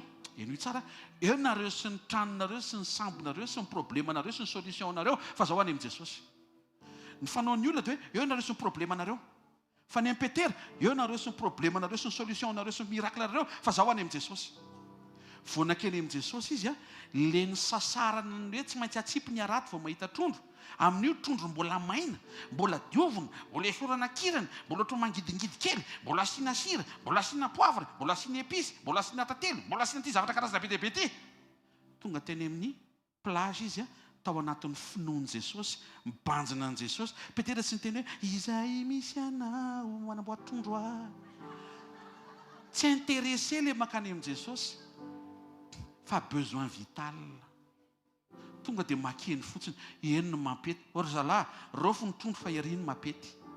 Vao tonga teny Petera, dia naseho an'i Jesosy indray ny surprise ao ambadiky ny fanekenao anana ny finoany. Vao nitaratra ohatr'izao Petera, nisy barbecue tsara teo, dia nisy mofo, eniko hatramin'ny fofon'le izy, dia nisy trondro voaendy teo. Aza ela loatra ianao amin'ilay finoanao io. Maneke iaina ny finoan'i Jesosy. Aza mibanjina aza ny rano tianao azo. Mpanjiny Jesosy dia izay misaina aza ny rano fa ataony misy ho azo io rehefa hitany fa ilainao io. Hitany ane ny ilainao fa ianao ve mahita azy? Izy ve mba ilainao? Tena akaikinao, ianao mila mahita azy. Satria izy ny ilainao. Fa izy mahita an'izay ilainao. Afaka manome an'ilay izy ara-potoana. Amen. Ny finoantsika olombelona mankatoa azo zavatra, misy promesse vao mandaitra le izy. Fa ny finoan'i Jesosy makeny aminy tsisy promesse, tsisy ininona fa misy zavatra mitranga. Ary le mitranga mihoatra ny olona ilainao. Satria le tamin'le sambo le teny ampovoan-drano zao nangataka zareo hoe taio zay fa mbola misy adiny telo Jesosy, adiny telo tsika vao tonga eny ampita. Raha sitrapon'Andriamanitra ka milamina ny rano. Toy izy Jesosy, zay adiny telo angatanareo zay omeko anaty 3 secondes. Satria nanaiky nareo anana ny finoko hibanjina. Banjina nareo kalma ny tafiotra tonga eny ampitsika. Teto indray mijery anareo dia makaty amiko tonga dia misy trondro voadio, voaendy, matavitavy tsara, le tsy mamparary. Moa tsy misy mamparary zany koa. Satria na inona zava-mahafaty azy izy, tsy hampaninina azy zany. Tenin'ny olona tia sakafo angaman'izay. zay ny tenenin jesosiko na dia sotra mafaty azy izy tsy ampanizina azy zany ny na pasteur tonga dia le fruits et légumes bio izy no tena fa bio iny le olona ny tena sirina fa tsy mandainga izy ahoana ke mahatonga ny voatabia tonga eto Antananarivo tsy potika favary aloha mihinana fava aloha mihinana halleloia ny tafiotra ny tsahatra ho azy rehefa mibanjina an' Jesosy Petera ny sambo tonga ho azy rehefa mibanjina an' Jesosy Petera ny azany rano voaendy nisy ho azy rehefa mibanjina an' Jesosy Petera amin'ity marain'ity misy zavatra be deaibe hitsahatra ho azy satria misy tonga eto Pierety Petera Peterinina Peterety tsy haiko izy daholo izay manatrika eto fa raha vao mibanjina an' Jesosy ianao hitsahatra ho azy ny tafiotra ho tonga ho azy ny sambo vonona ho azy ny latabatra tsy noho ny amin'izay mahatonga antsika hibanjina hoe mibanjina anao aiza ny latabatra any aminao masoko aiza le trondro reto olo reto tsy ny saina an'izay zay amin'izay le lesony tsy hoe hoeny amin' Jesosy ianao fa manantena zavatra fa makeny amin' Jesosy ianao amin'ny fahatsapana fa eny ny toerana tokony isy ianao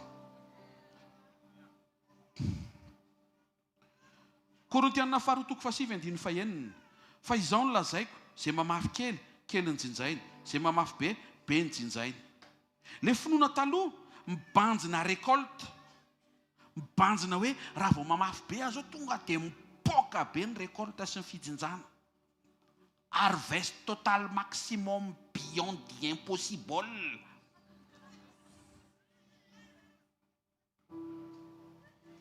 rehefa mibanjina an' Jesosy ianao ka manantona azy dia zao ny tokony ho fatsapahanao mpitory teny toko fa 4 andiny fa 7 fa ny manantona iaino no tsara no ny fanaterany adala fanatitra tsy ianao amafy be isaina mirakla be ao ambadiky ny famafazana fa ianao mibanjina an' Jesosy makeny amin' Jesosy manantona an' Jesosy iaino an' Jesosy asivo aleloia aloha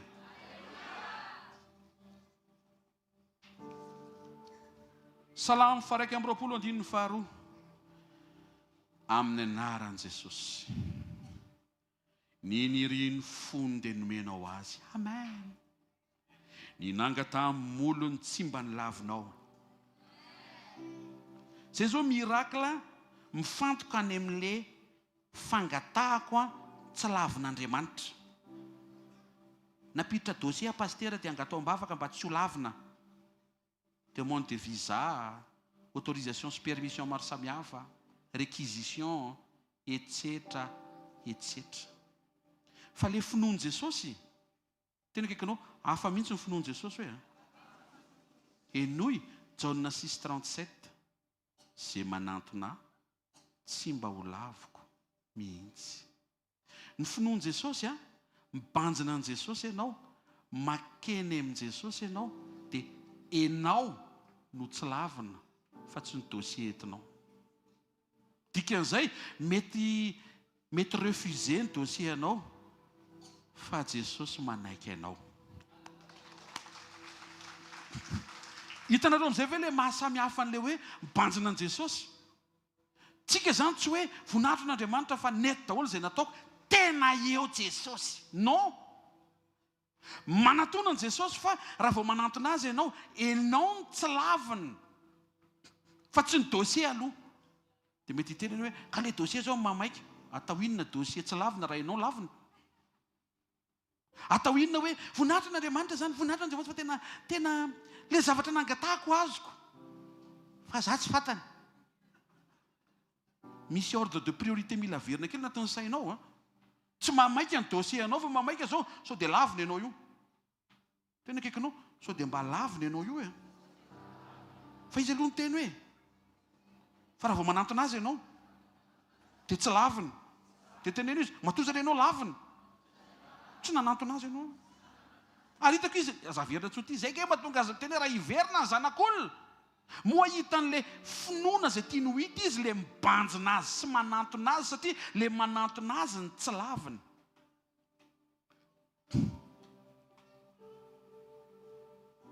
zavatra hitako pastera aloha dia ohatran'ireny le mitaingina katokatry reny ihany tsy mba lavana. Eto izy miteny fa tsy fitaingenana katokatry, tsy arena ilay izy, tsy fananana.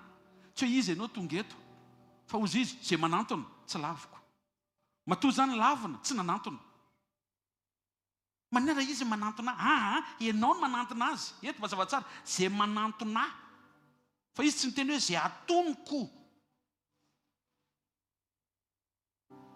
Miandro porofi-pitiavana raha tena tiany dia izy manantona. Miporofi-pitiavana ny ainina tolony teo amin'ny hazo fijaliana ho anao.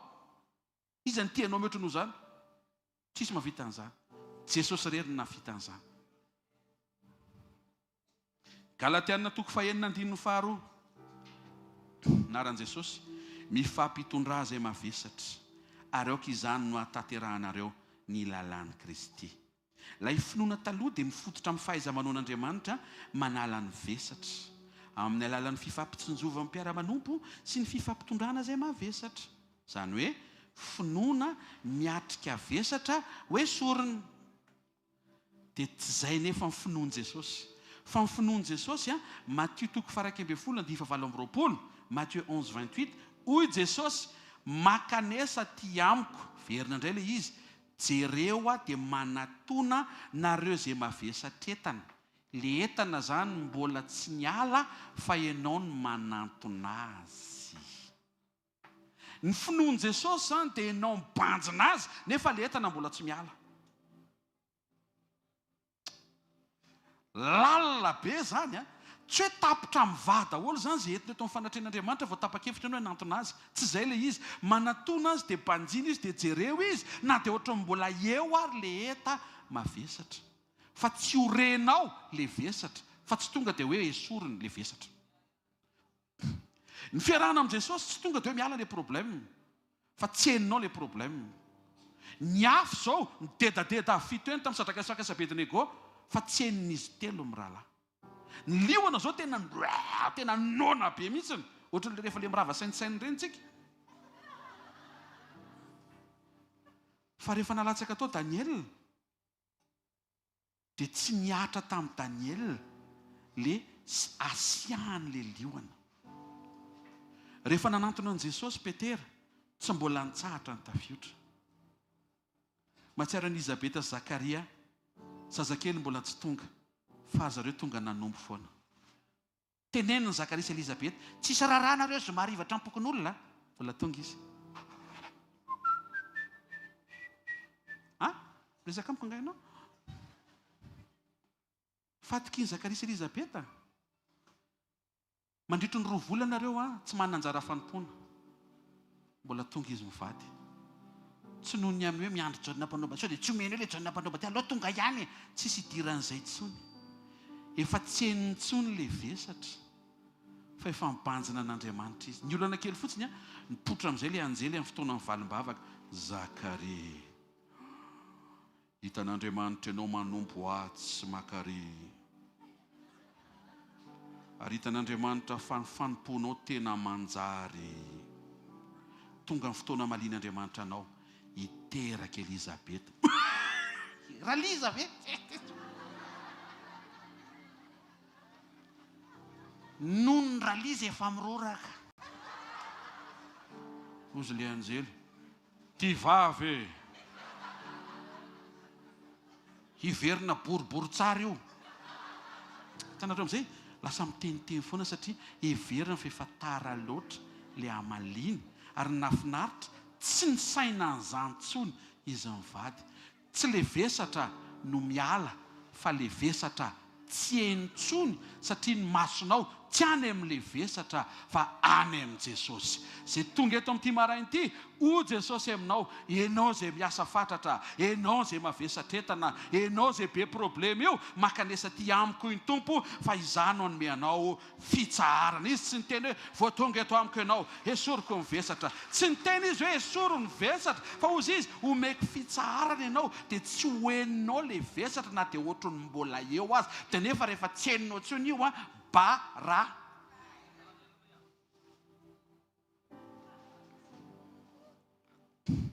makanesa ty amiko anao rehetra izay miasa fantatra sy mavesatra entana.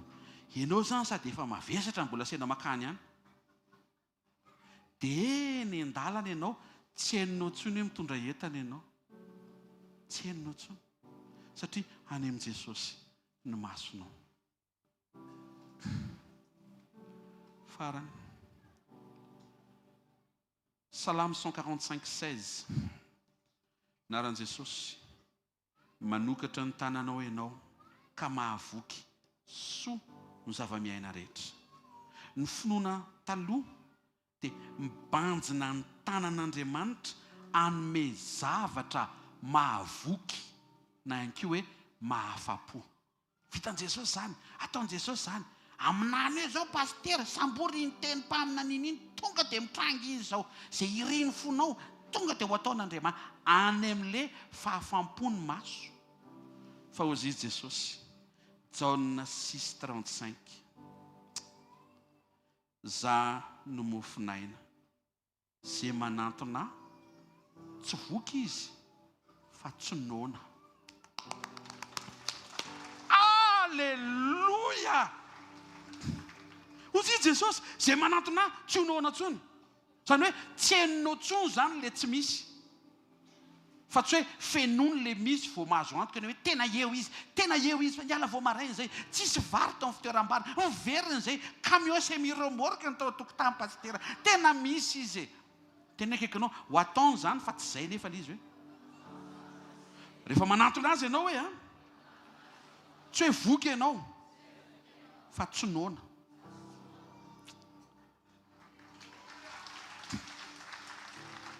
Tao edena nitanjaka izy mivady fa tsy menatra. Tsy tsisy organe reproducteur izy tamin'izany. Nisy. Fa tsy nampahoriny tsy fisian'le takona. Fa vao nanota ry zareo dia manomboka mandrevesatra hoe mitanjaka tsika izany. To dia maheno. Hoay, tsisy an'izao ao trano. Nefa misy zavatra be dia be ao azonao isaorana an'Andriamanitra. Afaka anao fagagana Jesosy. Ataoko ty teny amoron-dranomasina ary tonga dia barbecue nisy mofo sy trondrony tonga dia vonona teo. Iza ny nanendy an'ireo? Iza ny nanarato an'ireo? Iza ny nanalankira an'ireo? Iza ny nanao ny gramazin'le levure sy ny zavatra be dia be amin'le mofo? Iza ny niary torinandro an'io dia mainy lafaoro tao? Iza nanao an'izay? Tsy hainao. Fa nataony vonona le izy satria tsy mibanjina any ianao fa mibanjina azy. Ny finoan'i Jesosy tsy voky ianao rehefa manantona azy fa tsonoana. Zany hoe tsy misy zavatra tsy misy eo amin'ny fiainanao ka hampahory ianao. Tsy haiko fa tena ngeza be ne zany. Anisan'ny mampahory ne zavatra tsy misy. Voninahitra Andriamanitra fa nahazo kiraro azy zany, kiraro fotsifotsy tena tsara le izy. Ary ny an'iny tao maitsomaitso. Say dia efa oro sady. Za koa mila an'iny. Dia rehefa tonga ianao izy le olona hoe tapitra vao eo tsisy pointure anao tsony dia oro ane zany. Nefa izy efa manana an'le fotsy. Dia ohatr'izany koa le mitondra le fiara vao le farany, le ika farany. Le afaka hoentina tsy asiana volant. Maso fotsiny. Koa dia mivily le izy. Dia mahita fiara hafa vao mivoaka omaly. Dia io dia tsy mahazo aina. Maninona ny anazy no farany noho ny anahy. Tsy tiako ty fiarako ty. Ino ny tiako? Izay karazan'izay le tiany Jesosy hositraniny. Raha manaiky ianao, ampiasa ny fonao sy ny masonao, tsy hijery izay ilainao, fa hijery azy. Lasa teraka ho azy ao anatin'ny fonao ny fankasitrahana an'Andriamanitra. Misaotra Andriamanitra. Misaotra betsaka ny amin'ny fiainana isan'andro. Matoa misy vilany dia misy atokonao zany. Aiza koa misy vilany tsisy ininona zany. Alleluia. Matoa misy antsy, misy zavatra ho tetehana zany dia raina ny anaranao. Hitanao ve le finoana ny anatinao mihitsiny. Tiany Jesosy ho tonga finoany. Fa ny anazy mibanjina ny rain'izy. Dia ianao koa tiany hibanjina azy. Avelao any ny ambony. Dia ny ambony iny tsy hoe any. Ary dia rehefa nanantona an' Jesosy ry Petera dia tsisy ininona ny tranga fa dia niaraka tamin'i Jesosy aloha ry zareo e. fa arao akaiky tsara ne fa rehefa nanantona teny izy misy zavatra tsy nieritreretina be deaibe tonga dia mitrangatranga ho azy fotsiny tsisy mpianatra ny teny hoe tia karazana fahagagana ty angatahako Andriamanitra ataovy miaina 12 kilomètres par seconde zay tompo tsy nangatahany fahitan'Andriamanitra ndre raha sy dia efa reraky ny tafiditra eto mbola reraky ny voyazy a alao tonga amin'ny fotoana hiantsahako ny sambo ianao zany zao mety be calcul be mba tongavako eny epita zany ao dia mandeha eto a dia mivoy droite dia mivoy gauche a dia mandeha ohatr dia tsapaina ny rivotra tsoka makarety atao dia velarina ohatr'izao ny lamba dia izy Jesosy banjina fotsiny dia tonga eo no eo no eo satria masonao tsy any am-poro fa masonao any amin'i Jesosy ny masonao tsy any amin'ny poisson fa masonao any amin'i Jesosy ny masonao tsy any amin'ny tempête calme fa masonao any amin'i Jesosy tsangany ary fanao pratika aritsika fa fontananao dia misaora Andriamanitra ny fonao ray manontolo mangatah amin'i Jesosy hoe tompo aza vela ho teoria be ho anahy zany ampianaro aho mba tsy hoe anantona anao dia te ho voky fa haika izay manantona anao tsy nona zany hoe tsy le zavatra angatahanao no mivaly satria manantona ianao fa lasa afaka ao anatinao ny vesatra amin'le hoe zavatra tsy mety mitranga lasa mampahory ianao tsy tian'Andriamanitra hory ianao ray amin'ny anaran'i Jesosy Kristy avy Nazareta mifonay dia eto anatrehanao androany ty fonay ity tompo ao ny avian'ny fiainana natao ho tandremana fatratra misaotra fa misy karazana finoana mahazatra anay mifinoana mibanjina tafiotra anaovana miracle tafiotra ampitsahary na problema hovahana azandrano mahavoky zavatra tiana hitranga ary zavatra tiana hiseho nefa ianao nampianatra fa ny finoanao ny tena tiana ho hita ao anatinay rehefa mibanjina anao zay dia lasa ny finoanao no miasa ary ao arinan'izay tahaka an'izay nitranga teo amin'ny fiainan'i Petera mitsahatra ho azy ny tafiotra tonga ho azy ny sambo vonona ho azy ny sakafo fona aminao zay fa misy fotoana tery sy porotra dia mitady anery ianao ary misy fotoana masonay tena tsy any aminao tokoa fa any amin'izay ilainay sy mahatery anay andro maraina inonay amin'ny fony manontolo fa isy fanasitranana avy amin'ny latabatra izay mivelatra fa any miombona aminao miombona nofo sy raha aminao tsaroviny zanako rehetra tonga eto amin'ity marain'ity ilay karazana fahazara-pinoana tianao ialanay ahafahany miaina ny finoanao rehefa mibanjina anao zay amin'ny anaran'i Jesosy amen ny alina izay namaty anazy Jesosy nilaza tamin'ireo izay niarany sakafo aminy dia zao nambarany rehefa niraisin'le mofo hoe raisoano izy izy tia ny nofoko izay nomeko anareo izay nivakiana izay natao ho fahatsiarovana ny nofoko Jesosy ny tena fihinana ary ny rako no tena fisotro izay mihinana ny nofoko sy misotro ny rako no manana fiainana mandrakizay ary za hanangana azy amin'ny andro farany izy fanasitranana tsy takatry ny saintsika ao anatin'izao fandraisana izao tsy ny ony amin'ny fahaizantsika mivavaka na ny finiavantsika mino fa Andriamanitra mahatateraka ny teniny fa rehefa nivakiana ny nofony Jesosy dia nidiakapoka taminy fanasitranana ho antsika mahita fa misy fanasitranana any amin'ny masonao manomboka tsy mibanjina zavatra ianao fa mibanjina an Jesosy mijery an Jesosy mifantoka amin'i Jesosy misaora azy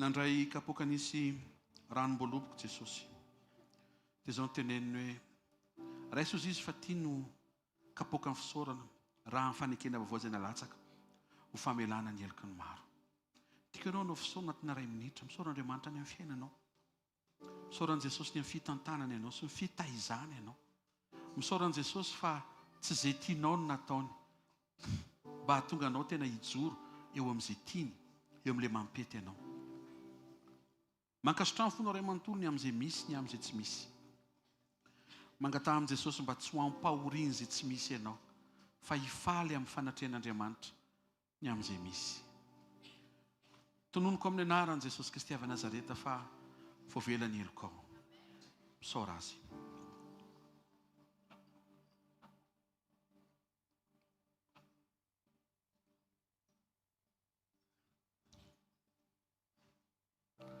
Misaotranao zaray amin'ny anaran'i Jesosy Kristy Tompo.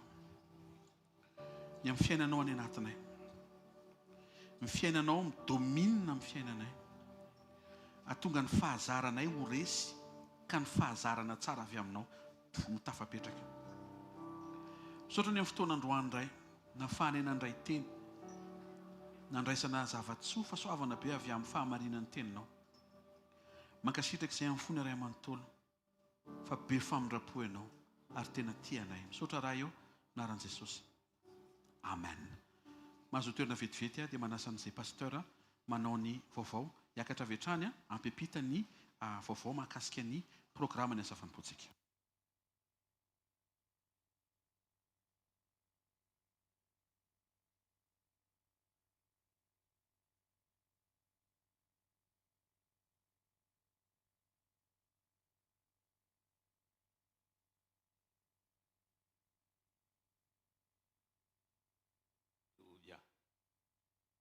Alléluia. Dia faly miarabantsika indray amin'ny anaran'ny tompo dia manonona trany ny fiadanan'ny tompo sy ny fahatsarana ho tanteraka amin'ny fiainantsika tsirairay avy. Dolo isika tena hitehaka ho an'Andriamanitra fa tsy fantatra ianao fa zalo zany tena zay tena hibanjina an' Jesosy ary tena tehanana an'ilay tiako tanteraka ato amiko ilay finoana tena andrasan'Andriamanitra amiko. Amen. Dia inoko fa ho tanteraka amintsika rehetra zany na zay manatrika eto na zay manaraka amin'ny alalan'ny direkta sy ny any amin'ny radio. Filazana vitsivitsy enoy tsara. Voalohany indrindra aloha rapitso dia alahady. Misy ny selula sy ny vonom-bavaka zay iarahana miasa amin'ireo pasteur samihafa eto anivon'ny asa fanompoana. Ho antsika zay maniry hanatrika an'izany dia afaka manatona an'ireny pasteur samihafa irentsika dia mijery hoe aiza ho aiza ny toerana misy atsika. Misy ny selula maraina na vonom-bavaka maraina dia misy koa ny alahady hariva.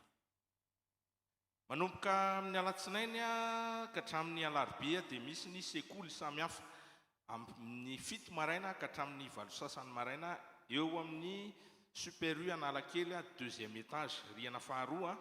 Ny alatsinaina sekoly famahana olana, ny atalata sekoly fanasitranana, dia ny alarobia rehefa tsy sekoly tokantrano dia sekoly fitahim-panasy fanambiana toetra. Alleluia. Dia manasantsika mba ho tonga amin'izany fotoana izany satria tena andraisantsika fampianarana hafa mihitsy ilay tena hoe tonga eo amin'ilay raha afaka. Angatana amin'ny tomba ho afaka zay manana an'izany faniriana izany dia hafa mihitsy ilay tena tonga eo. Fa na tsy tonga eo raha ianao dia misy foana ny direkta mandeha ary miverina ny anatin'ny radio antsika. Apresiana koa tsika mba herin'ny radio 90.8 FM. Rehefa mandeha fiara ianao na ohatra hoe ao an-trano ianao dia mba ahodina eo ilay izy fa tokony mandeha tsara mihitsy ilay izy. Misaky ny adiny iray dia misy an'ilay ohatran'ny hoe top chrono zay fa teny manafaka no mandeha ao amin'izay fotoana izay. Ankoatra ny fandarana maro samihafa sy ny hira mampahery. Ny alakamisy dia misy koa ny fifadikanana izay erahana manomboka amin'ny 7 ka hatramin'ny 2 sasany amin'ny 3 eo ao amin'ny Shalom Matanimena. Anasana ny rehetra ihany koa io ho an'izay afaka fa afaka mifadianana koa ianao any amin'ny toerana izay misy anao na ny tokantrano na ny ampianarana na ny amin'ny asa raha toka taritin'Andriamanitra ho amin'izany.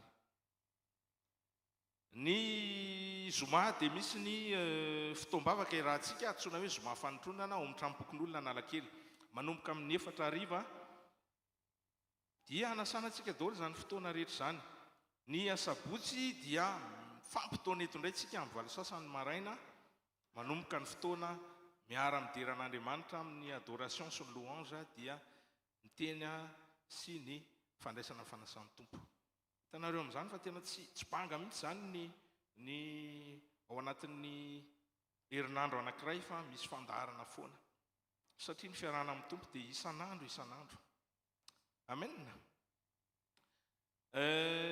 Angatana mba hijanona ny ambasadora sy ny evangelista ao aorianan'izao fotoana marain'izao.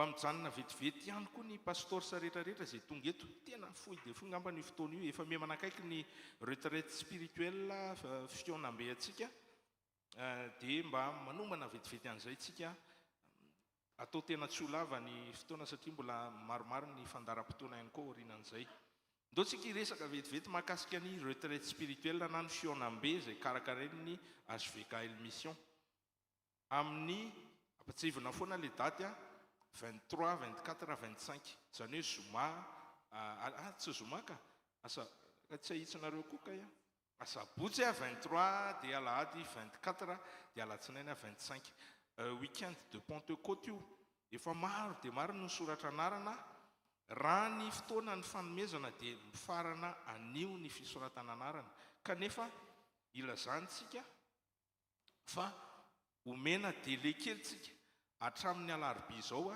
13 mai hatramin'ny alarobia zao zany omena délai tsika afaka misoratra anarana amin'le fiche iny afaka manatonanareo misy fiche be dia be eo amiko afaka makao amin'ny HVK mission.20 amin'ny Facebook koa nareo dia mahita publication épinglé zay momba ny retraite dia misy lien ao dia afaka tsindrinao io lien na io roa io zany dia ao ianao tonga dia manao inscription azo antoka fa tonga dia tafasoratra anaratra avy hatrany ianao voadilany amin'ny larobia dia maty io lien io zany hoe tsy afaka manao inscription ntsontsika fa mba tena mba ohatra hoe fotoana kely menantsika zay mbola tsy nahavita nanao fisoratana anarana zany ny fotoana hatramin'ny alarobia ampresiantsika ampahirezina mba anao an'izany fisoratana anarana zany angatantsika ary ampahirezina mba hitondram-bavaka ihany koa an'izany fotoana dia be meny Jesosy antsika zany na ho an'ny mpikarakara na ho antsika zay anatrika an'izany na mety hoe tsy afaka anatra ihany koa renao dia hoeto ambavaka ny tsirairay avy dia hoentina ambavaka ihany koa ianao amen.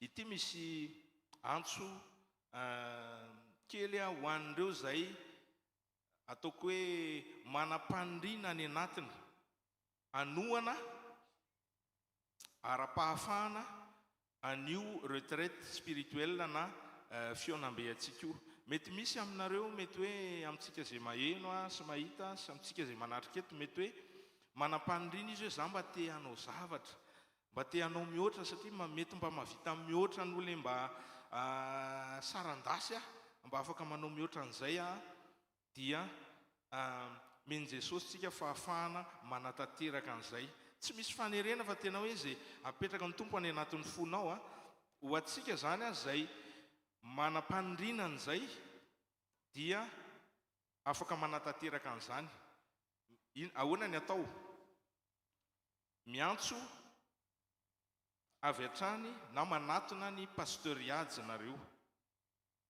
ataoko hoe isika manatona ny pastoriadza zany sika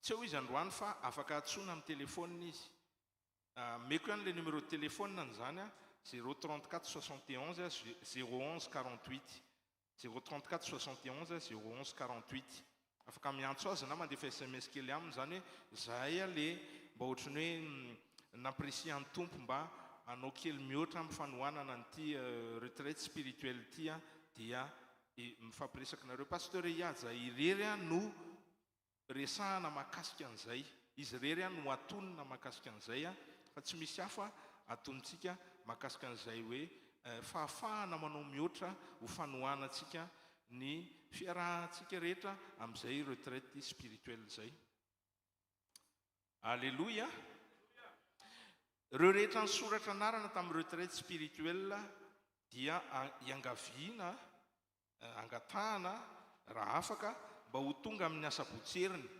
asabotsy rosy ny androany efa tapanitsika zao dia tonga ny 23 mai azafady asabotsy zany hoe raha tsy kotiana ntsony ny androany zany dia asabotsy ray sisa dia tonga ny fionambe retraite spirituelle atsika koa angatahana zay ny soratra anarana rehetra mba ho avy eto amin'ny centre amin'ny heriny anio asabotsy satria misy ny fandaminana samihafa fizarana vaovao tsy te tena hoe tsy mora manao zavatra fa tsy zavatra tsy hain'Andriamanitra atao fa mila kosa misorganize tsara tsika, mila mifandamina tsara tsika, mifampitafatra tsara tsika momba ny fepetra samihafa, mila arahana mba hahatonga an'izany fiarahantsika izany tena ao anatin'ny sitrapon'Andriamanitra. Azahoantsika ihany koa fifaliana sy ahafahantsika mandray tsara ny tenin'Andriamanitra mandritra an'izany fotoana izany. Aleloia. Zay ny filazalazana samihafa makasitraka atsika. Ny amin'ny faharetana dia ndoantsika hitsangana hivavaka ho an'ny asan'Andriamanitra samihafa, dia hivavaka ihany koa makasika an'izao fanatitra izay nataontsika androany izao. Atsanganao any amin'ny tompo ny tananao dia ndoantsika tena hisaotra sy hidera azy ny amin'ny sosiny tsara rehetra ataony amin'ny fiainantsika. Ray masina tsara indrindra amin'ny anaran'i Jesosy, tsy mitsahatra ny makasitraka anao izay manome voninahitra anao indray amin'ity fotoana ity. Tena hoe fifaliana ho anay ny misaotra anao sy midera anao isan'andro sy nano, ary misaotra fa manome anao anay indray ianao opportunité amin'izao fotoana izao hisaotra anao, hidera anao ny amin'ny tsara sy ny soa rehetrarehetra. Makasitraka Tompo ny amin'ny asa fanompoana sy ny fahafahana manompo amin'ny alalan'ny sekoly samihafa, amin'ny alalan'ny fitoam-bavaka samihafa apetraka aminao reny fotoana ireny Jesosy, mba tena hanjaka mandrakariva ianao eo amin'ny olona izay mikarakara, eo amin'ny olona izay ampitondrainao ny teny Tompo malala, eo amin'ny olona izay ampianonao an'izany koa, dia apetraka sy ankinina aminao Tompo malala fa ianao ny tompo ny teny, ianao ny tompo ny asa ihany koa. Dia misaotra ihany koa ny amin'ny fanatitra izay afaka nataonay androany. Oka ianao Tompo hita ny tsirairay avy izay afaka nanao an'izany, ta io manokana koa izay mety tsy ho afaka nanatanteraka an'izany Jesosy, mba afaka anao an'izany mandrakariva izy aminay posy amin'ny mpifaliana ho an'ny voninahitra ao. Dia mihoatra an'izany Jesosy atolotra ny tenanay indray androany ho fanatitra velona masina ankasitrahanao. Misaotra Tompo malana fitohizan'ny fotoana rehetra dia mbola ankinina sy apetraka aminao. Ray masina tsara indrindra maminay amin'ny anaran'i Jesosy, amen. Ndao hitehaka mafy ho an'i Jesosy sika dia andray indray ny fandaharam-potoana manaraka. Merci pasteur. Mangataka ny Lihoan'ny Zoda hiakatra avy hatrany eto dia anio vavaka tsika. Mangataka amin'i Jesosy sika mba tsy ho variantsika amin'izay mety ho karazana finoana mahazatra. Satria tontananao dia miresa amin'Andriamanitra, tenenao any anatinao any etaetanao hiaina an'izany karazana finoana nambaran'i Jesosy, izany hoe mibanjina azy, mijery azy zany. Mety tsy évident ilay izy ary tsy mahazatra, fa izay mihitsy ny ilana ny fandrosoantsika. Ary izany Tompo ny mahatonga anay tena mila anao ary miantso ny fanampiana fenao avy aminao. Oka ny famindraponao elo lalana anay indray, amin'izay rehetra ho ataonay sy amin'izay rehetra ho tanterahana amin'izao herinandro misokatra izao, dia hianatra indray izay tena hibanjina anao, tena hijery anao, ary tsy tokony miala eny aminao tokoa ny masonay amin'izay rehetra ho atrehanay, amin'ny anaran'i Jesosy Kristy avy Nazareta. Amen. Ataovy amin'ny faritra marary ny tananao raha misy fanaintainana fampahoriana mety tianao hoe tsika mambavaka miaraka. Fa mino tsika fa ho Jesosy zao famantarana zao araka izay mino ametra tanana marary izy dia ho sitrany ireny. Dia ny boky ny faminaniana manambara fa ny diakapoka hozy izy taminy fanasitranana ho atsika. Ataovy amin'ny faritra marary ny tananao dia hivavaka tsika. Raha amin'ny anaran'i Jesosy ndreto izay. Saotrany amin'izay misy, saotrany amin'izay hatrehana. Mino izay fa ny anaranao Jesosy, anarana ambony indrindra, avo indrindra, feno fahefana sy hery, mampanaiky ny zavatra rehetra. Tsarovy izay rehetra anaty fanaintaina sy aretina amin'izao ora sy fotoana izao. Tsarovy amin'ny famindraponao izy amin'ny anaran'i Jesosy Kristy avy Nazareta. Manonona amin'ny anaran'i Jesosy sitrana amin'izay rehetra mety ho fanaintaina sy fampahoriana misy eo amin'ny fiainanao. Na aretin'andoha zany na arety maso, oka ianao ho sitrana amin'ny anaran'i Jesosy, na areti-po, na areti-tenda, na any amin'ny lalakanina ray amantolo, hatrany amin'ny ativavaka, hatrany amin'ny vavony tsinay, aoka ho sitrana sy ho salama ianao amin'ny anaran'i Jesosy Kristy avy Nazareta. Ninona mety ho endrika fahaseporana, mety avy any amin'ny vavoronao ka hatrany amin'ny lalan-drivotra, hatrany miavokavoka, mety ho asma na allergie, na inona dia tononoko amin'ny anaran'i Jesosy fa sitrana ianao. Sitrana amin'ireo karazana rofo sy fampahoriana mety misy eo amin'ny fiainanao, na mety any amin'ny ozatra miviky zany, na any amin'ny taolana, any amin'ny tova rehetra ny anatinao any, manona keo amin'ny anaran' Jesosy Kristy avy Nazareta, sitrana aretina momba ny tositra miaka-midina, aoka hiverina stable zany. Aoka ho sitrana ianao amin'ireo adi-tsaina, fanentainana rehetra any amin'ny loha, ny any amin'ny sofina, eo amin'ny tare, amin'ny anaran' Jesosy aoka ny fivotosana anjavona. Ny cellule cancéreuse potika sy rava amin'izao ora sy taona izao amin'ny anaran' Jesosy. Ireo karazana virus ninninona mety na microbe zany, na bakteria, na parazita, na kankana, na bibikely ozy Jesosy ozy rehetra tsy namboleny raika ozy izy dia hongotana. Sitrana ianao zao amin'ny anaran' Jesosy Kristy velona masina sy manan-kera avy Nazareta. Manonona ny fiadanan'i Jesosy ao anatinao. Manonona ny fiainan'Andriamanitra ao anatinao. Amin'ny anaran' Jesosy Kristy avy Nazareta. Amen. Avaofantanao dia misaon'Andriamanitra ny fonao ray mantolo. Sotra ray amin'ny anaran'i Jesosy. Ny amin'ny programa ndray tanteraka soa matsara androany. Sotra ny mikasika ataonao amin'ny anaran'i Jesosy. Amen. Raha misy mety nandre hoe voakasika dia mba hijorova volombelona fa mampahery foana ny fahafantarana hoe ohatr'izao ny zavatra nitranga, teo ny vavaka sy ny tenina tonga dia fanatren'Andriamanitra ianao dia enonao hoe niala ilay izy na ny maivana. Raha misy dia manangatana dia mamonjy eny pasteur Sandratra. Misy ve tompoko?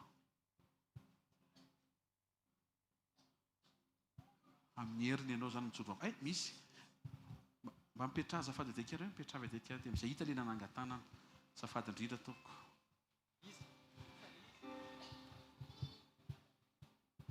Tahin Jesosy tompoko. Tamin'ilay pasteur anteny eo apetraka ao amin'ny faritra Marary. Dia za fakomaly nianjera tamin'ny taxi moto. Dia tena nitotona be mihitsy, tsy santeny tahotra anao hoe nianjera tamin'ny taxi moto fa manjary tsy avelan'ny olona mandeha taxi moto tsony. Dia tsy nihinana fanafody fa marary, na memey ary dia marary. Dia androany io napetrako teto ilay izy fa tena tsisy tsony, tsy rehako tsony, tsy re tsony, tsisy tsony. Voninahitra ho an'i Jesosy irery ihany. Rehefa any amin'i Jesosy ny masontsika dia any amin'ny faritra Marary ianao ny tanany. Raha vao any amin'ny tanany masonao dia any amin'ny masonao ny masony.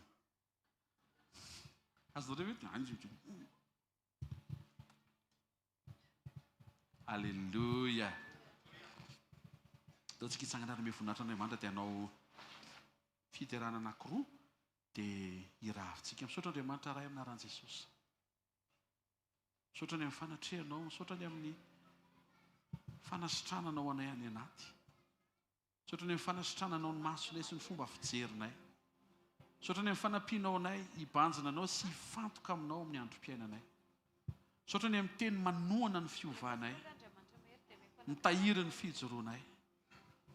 Misaotra ray amin'ny anaran'i Jesosy ny amin'ny fivoriana maraina. Misaotra ny amin'izay rehetra tonga teto. Misaotra ny amin'ny fanatrehanao mitondra fahavokisana, fahafinaretana sy fahatsarana ary fahafampo. Misaotra betsaka fa izay manantona anao tsy mba lavinao, tsy mba nona ary mandray fitsarana. Misaotra indray ary mametraka ampinono izay Jesosy ny herinandro vaovao izay misokatra. Ta io izay tompo amakivaky ny semaine miaraka aminao indray. Miaraka amin'ny hery vaovao avy aminao, tanjaka vaovao, firetana vaovao, fifaliana vaovao. Ta io ny mpianatra azoto, ataovy mahatsapa izay rehetra mbola afaka mianatra, fa sambatra izy mbola afaka mianatra. Ta io koa nefa ny ray aman-dreny mikarakara an'izany resaka saram-pianarana sy fikarakarana momba ny sekoly. Ta io koa ny ray aman-dreny izay rehetra miatrika ny asa mandrara tonga eto. Tsarovy koa ireo izay tsy anasa. Tsarovy ireo izay sahirana ao anaty asa. Tsarovy koa tokantrano tsirairay izay tonga eto tompo mba ho tokantrano voata, miaina ao anatina fifankatiavana, miaina ao anatina fiadanana sy fitsarana. Raha tonga eto misy olona manana tokantrano rava, ianao afaka handravina, anamboatra an'izany ary anasitrana. Koa ny rano matsatso afaka ho tonga ranom-boaloboka mamy rehefa mi-intervenir ianao. Vavaka ho an'izay rehetra mikarakara taratasy amin'ny semaine ambony iny, ianao no omba sy elo lalana mba ho vita sy ho amoraina ny zavatra rehetra. Matsara mbavaka ny firenena koa izay, mba hitahinao ny mpitondra anan'izy ireo fahendrena, hifantohany aminao, atahorany ianao. anatin'izany koa nefa dia mba hovanginao ny malagasy tena ngetaeta famonjena amin'ny anaran'i Jesosy Kristy avy Nazareta. Io zay Jesosy tsarovo zay amin'ny anaran'i Jesosy Kristy avy Nazareta.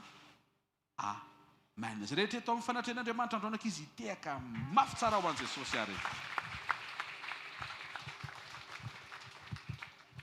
Alleluia. Mbola misy vonina hiteran'i Jesosy ve tsika? Alleluia.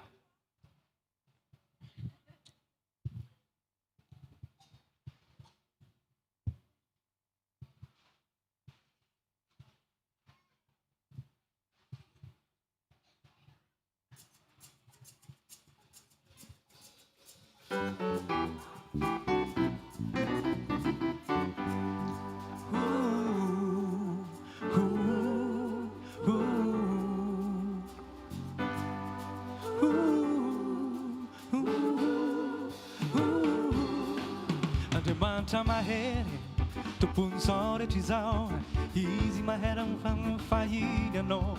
Andriamanitra mahery tsisy tsy hainy atao, asureny avenir amin'ny fiaignanao.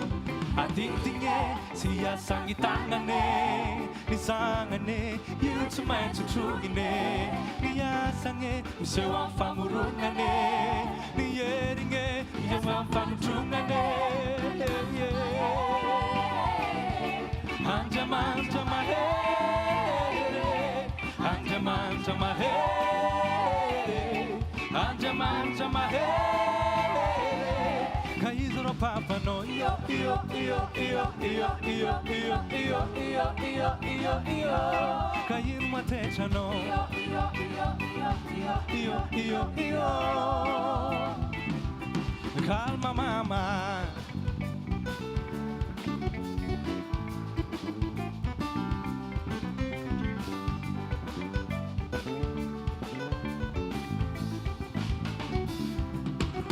mahery miao anatinao, mihoatra noho izay amin'izao tontolo izao. Tsy vitan'ologno fa vitan'Andriamanitra, tsy hain'olombelogno fa vitan-Janahary. Adidigny sy asagny tagnane, ny zagnane ny herigny, ny herigny. Andriamanitra mahery, Andriamanitra mahery, Andriamanitra mahery, Andriamanitra mahery, ka izy rô papanao io io io io io io io io, ka ino matetranao io io io io io. Calma mamma,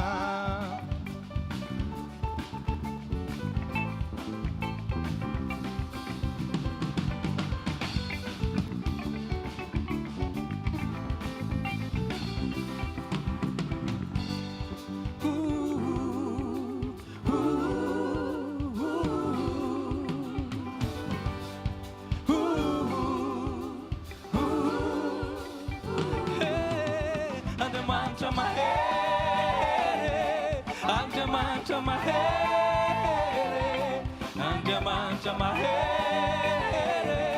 Andriamanitra mahery, ka izy rô papanao ino matetranao, ka ino matetranao, izy rô papanao. Andriamanitra mahery, Andriamanitra mahery, Andriamanitra mahery, Andriamanitra mahery, Andriamanitra mahery, izy rô papanao ino matetranao, fa ino matetranao, ino matetranao. Calma mamma,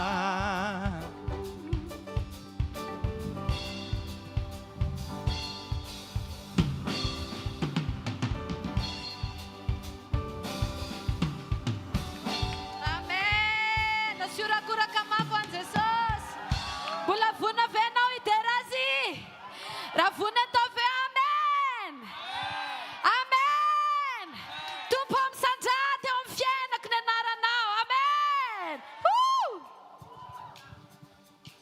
Awari.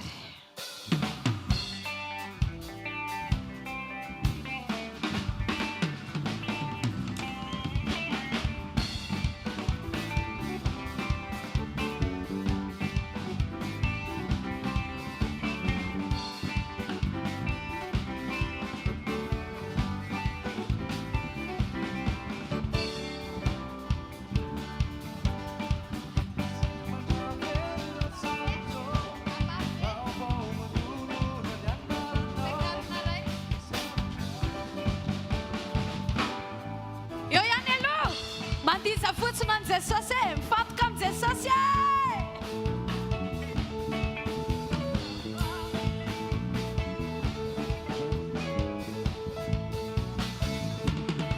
Raha vao manonona ny anaranao, misy hery mandraveny raha sarotrao. Raha vao manonona ny anaranao, misy fahefana ao am-bavako ao.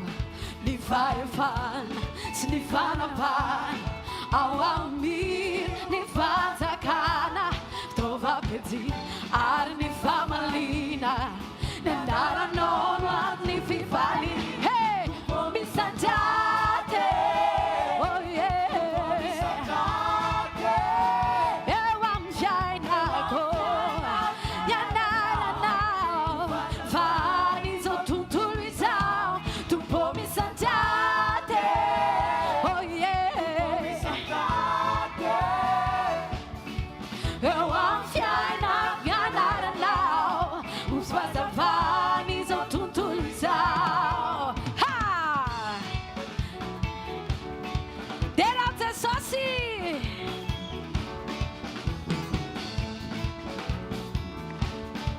Alleluia.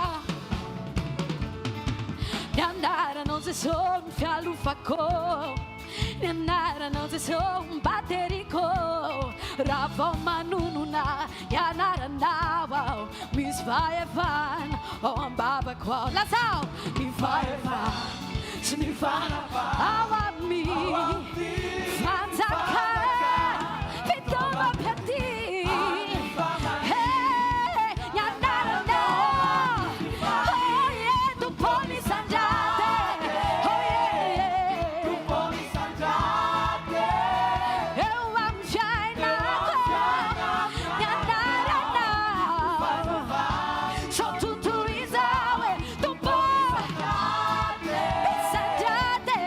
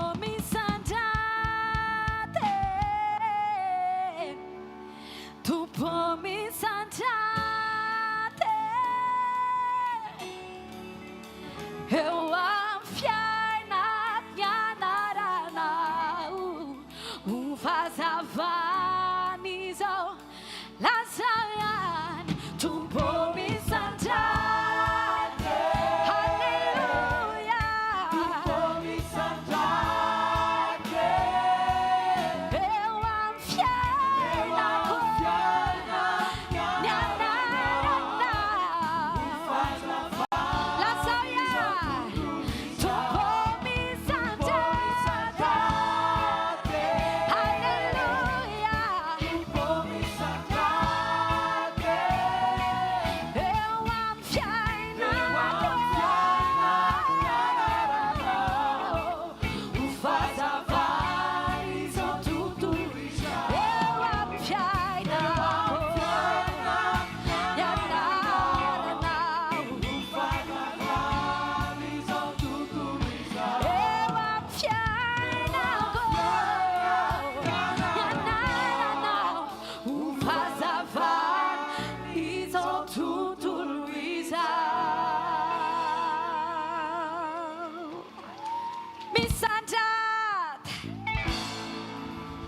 asuteka mafy ho any jesosy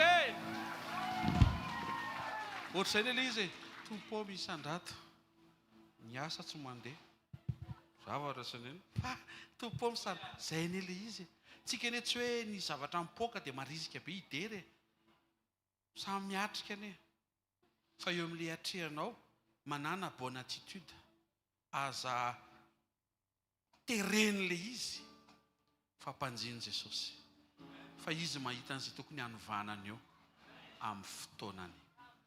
Ao fontananao dia asio fisaoran'Andriamanitra fa anisan'ny tonga teto ianao, anisan'izay nandray ny teny, anisan'izay nitahin'Andriamanitra. Afaka nitondra ny fonao tanatin'ny fiankofana sy fiderana, nandray vavaka ianao. Misaoran'Andriamanitra fa mamarana tsara ny herinandro ianao ary miomana hiatrika ny herinandro vaovao miaraka amin'ny fanatrehan'Andriamanitra. Misaotra raha eo amin'ny anaran'i Jesosy Kristy avy Nazareta.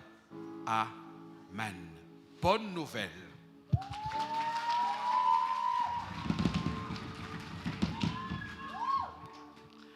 Tonga androny atoandro ry pasteur Rodolphe Menakavy. Alléluia. Zany eo amin'ny semaine ambony zany raha sitrapon'i Jesosy dia fa izy mbo anisan'ny mitondra ny teny sy manao ny ministrina miaraka amintsika eto. Alléluia. Mety sanga manandrasanao hoe sao dia mitsana ny andafy izy dia tsika Menakavy reo manao la retraite fa tsy eo akory zareo. Eo saoma tsara ry zareo manao la retraite miaraka eto tsika. Tena ataovy anatin'ny fonao io programme io. Fantatra hoe mahagaga le izy. Fomba ahoana pasteur? Fantatra pasteur ohatrany moa sara an'le izy tena fantatra. Ianao zany mahavita an'le tsy valiko. Fa hoentineo amin'i Jesosy. Fa mova misy zava-mahagaga ka tsy hain'ny tompo atao. Hainy atao zany. Ataovy anatin'ny fonao fotsiny izy Jesosy ianao mahita fa tena io ahy kanefa za tena te hanatrika any. Anaty 3 jours io tena mba hanamboatra ny fifandraisako aminao. Tena hifantoka amin'ny fiainam-panahiko. Ny antony raha vetsy dia efa mamonjy ny raha rasy ny adidy sy ny andraikitra maro samihafa tsika. Amin'ny tapabolana ohatr'izao mirava amin'izao ohatr'izao to dia miditra session, sakafo atoandro vetivetika, miditra session, miditra fotoana riva, etsetra, etsetra, etsetra. Afinaritra be io. Eny fa na dia poniny eny manodidididina eny ary ianao tsy mahazo mody. Ny antony raha vao mody kely ianao dia miraty zavatra. Zay ny le izy dia mihinao fa tsy hoe azo atao ohatry mivesatra le izy hoe eny natao andry zareo azo atao an'izay fa tsy natao anay le izy fa natao atsika le izy. Mino mpanjiny Jesosy. Amen. Raha nitsodrano izay tononona amin'ny anaran'i Jesosy tanteraka eo amin'ny fiainanao ary. Manonona amin'ny anaran'i Jesosy Kristy avy Nazareta fa ho eo aminao ny fanampim-fana masina. Ahatonga anao hijoro anana ny finoan'i Jesosy. Mahita fa ny fijerinao tsy ho voarebireby ny fahavalo. Mahita fa ny fijerinao mibanjina an'i Jesosy. Mahita fa ny masonao mijery an'i Jesosy. Mahita fa ny anatin'ny fonao tsy mahita afa-tsy Andriamanitra. Tononoko amin'ny anaran'i Jesosy Kristy Tompo fa week-end béni ho anao ty week-end ty. Io semaine ho avy io ho semaine na surprise tsara amin'ny fahaiza-manao Andriamanitra mahagaga. Tsy ho voatonika eto daholo izy fa mino fa zay anatin'ny fonao. Tsy izay ny sarotra amin'Andriamanitra. Mandehana dia mitombo amin'ny fiombonana. Maneke iombona amin'i Jesosy ao amin'ny teny, vavaka sy toetra. Tononoko aminaran'i Jesosy satria tsy resy Jesosy, tsy ho resy zany ianao. Tsy fafambaraka ny fiafaran'ny fiainan'i Jesosy, fa voninahitra. Fiafaranao ihany koa voninahitra, fa tsy henatra. Tsy ho raraka zany ianao.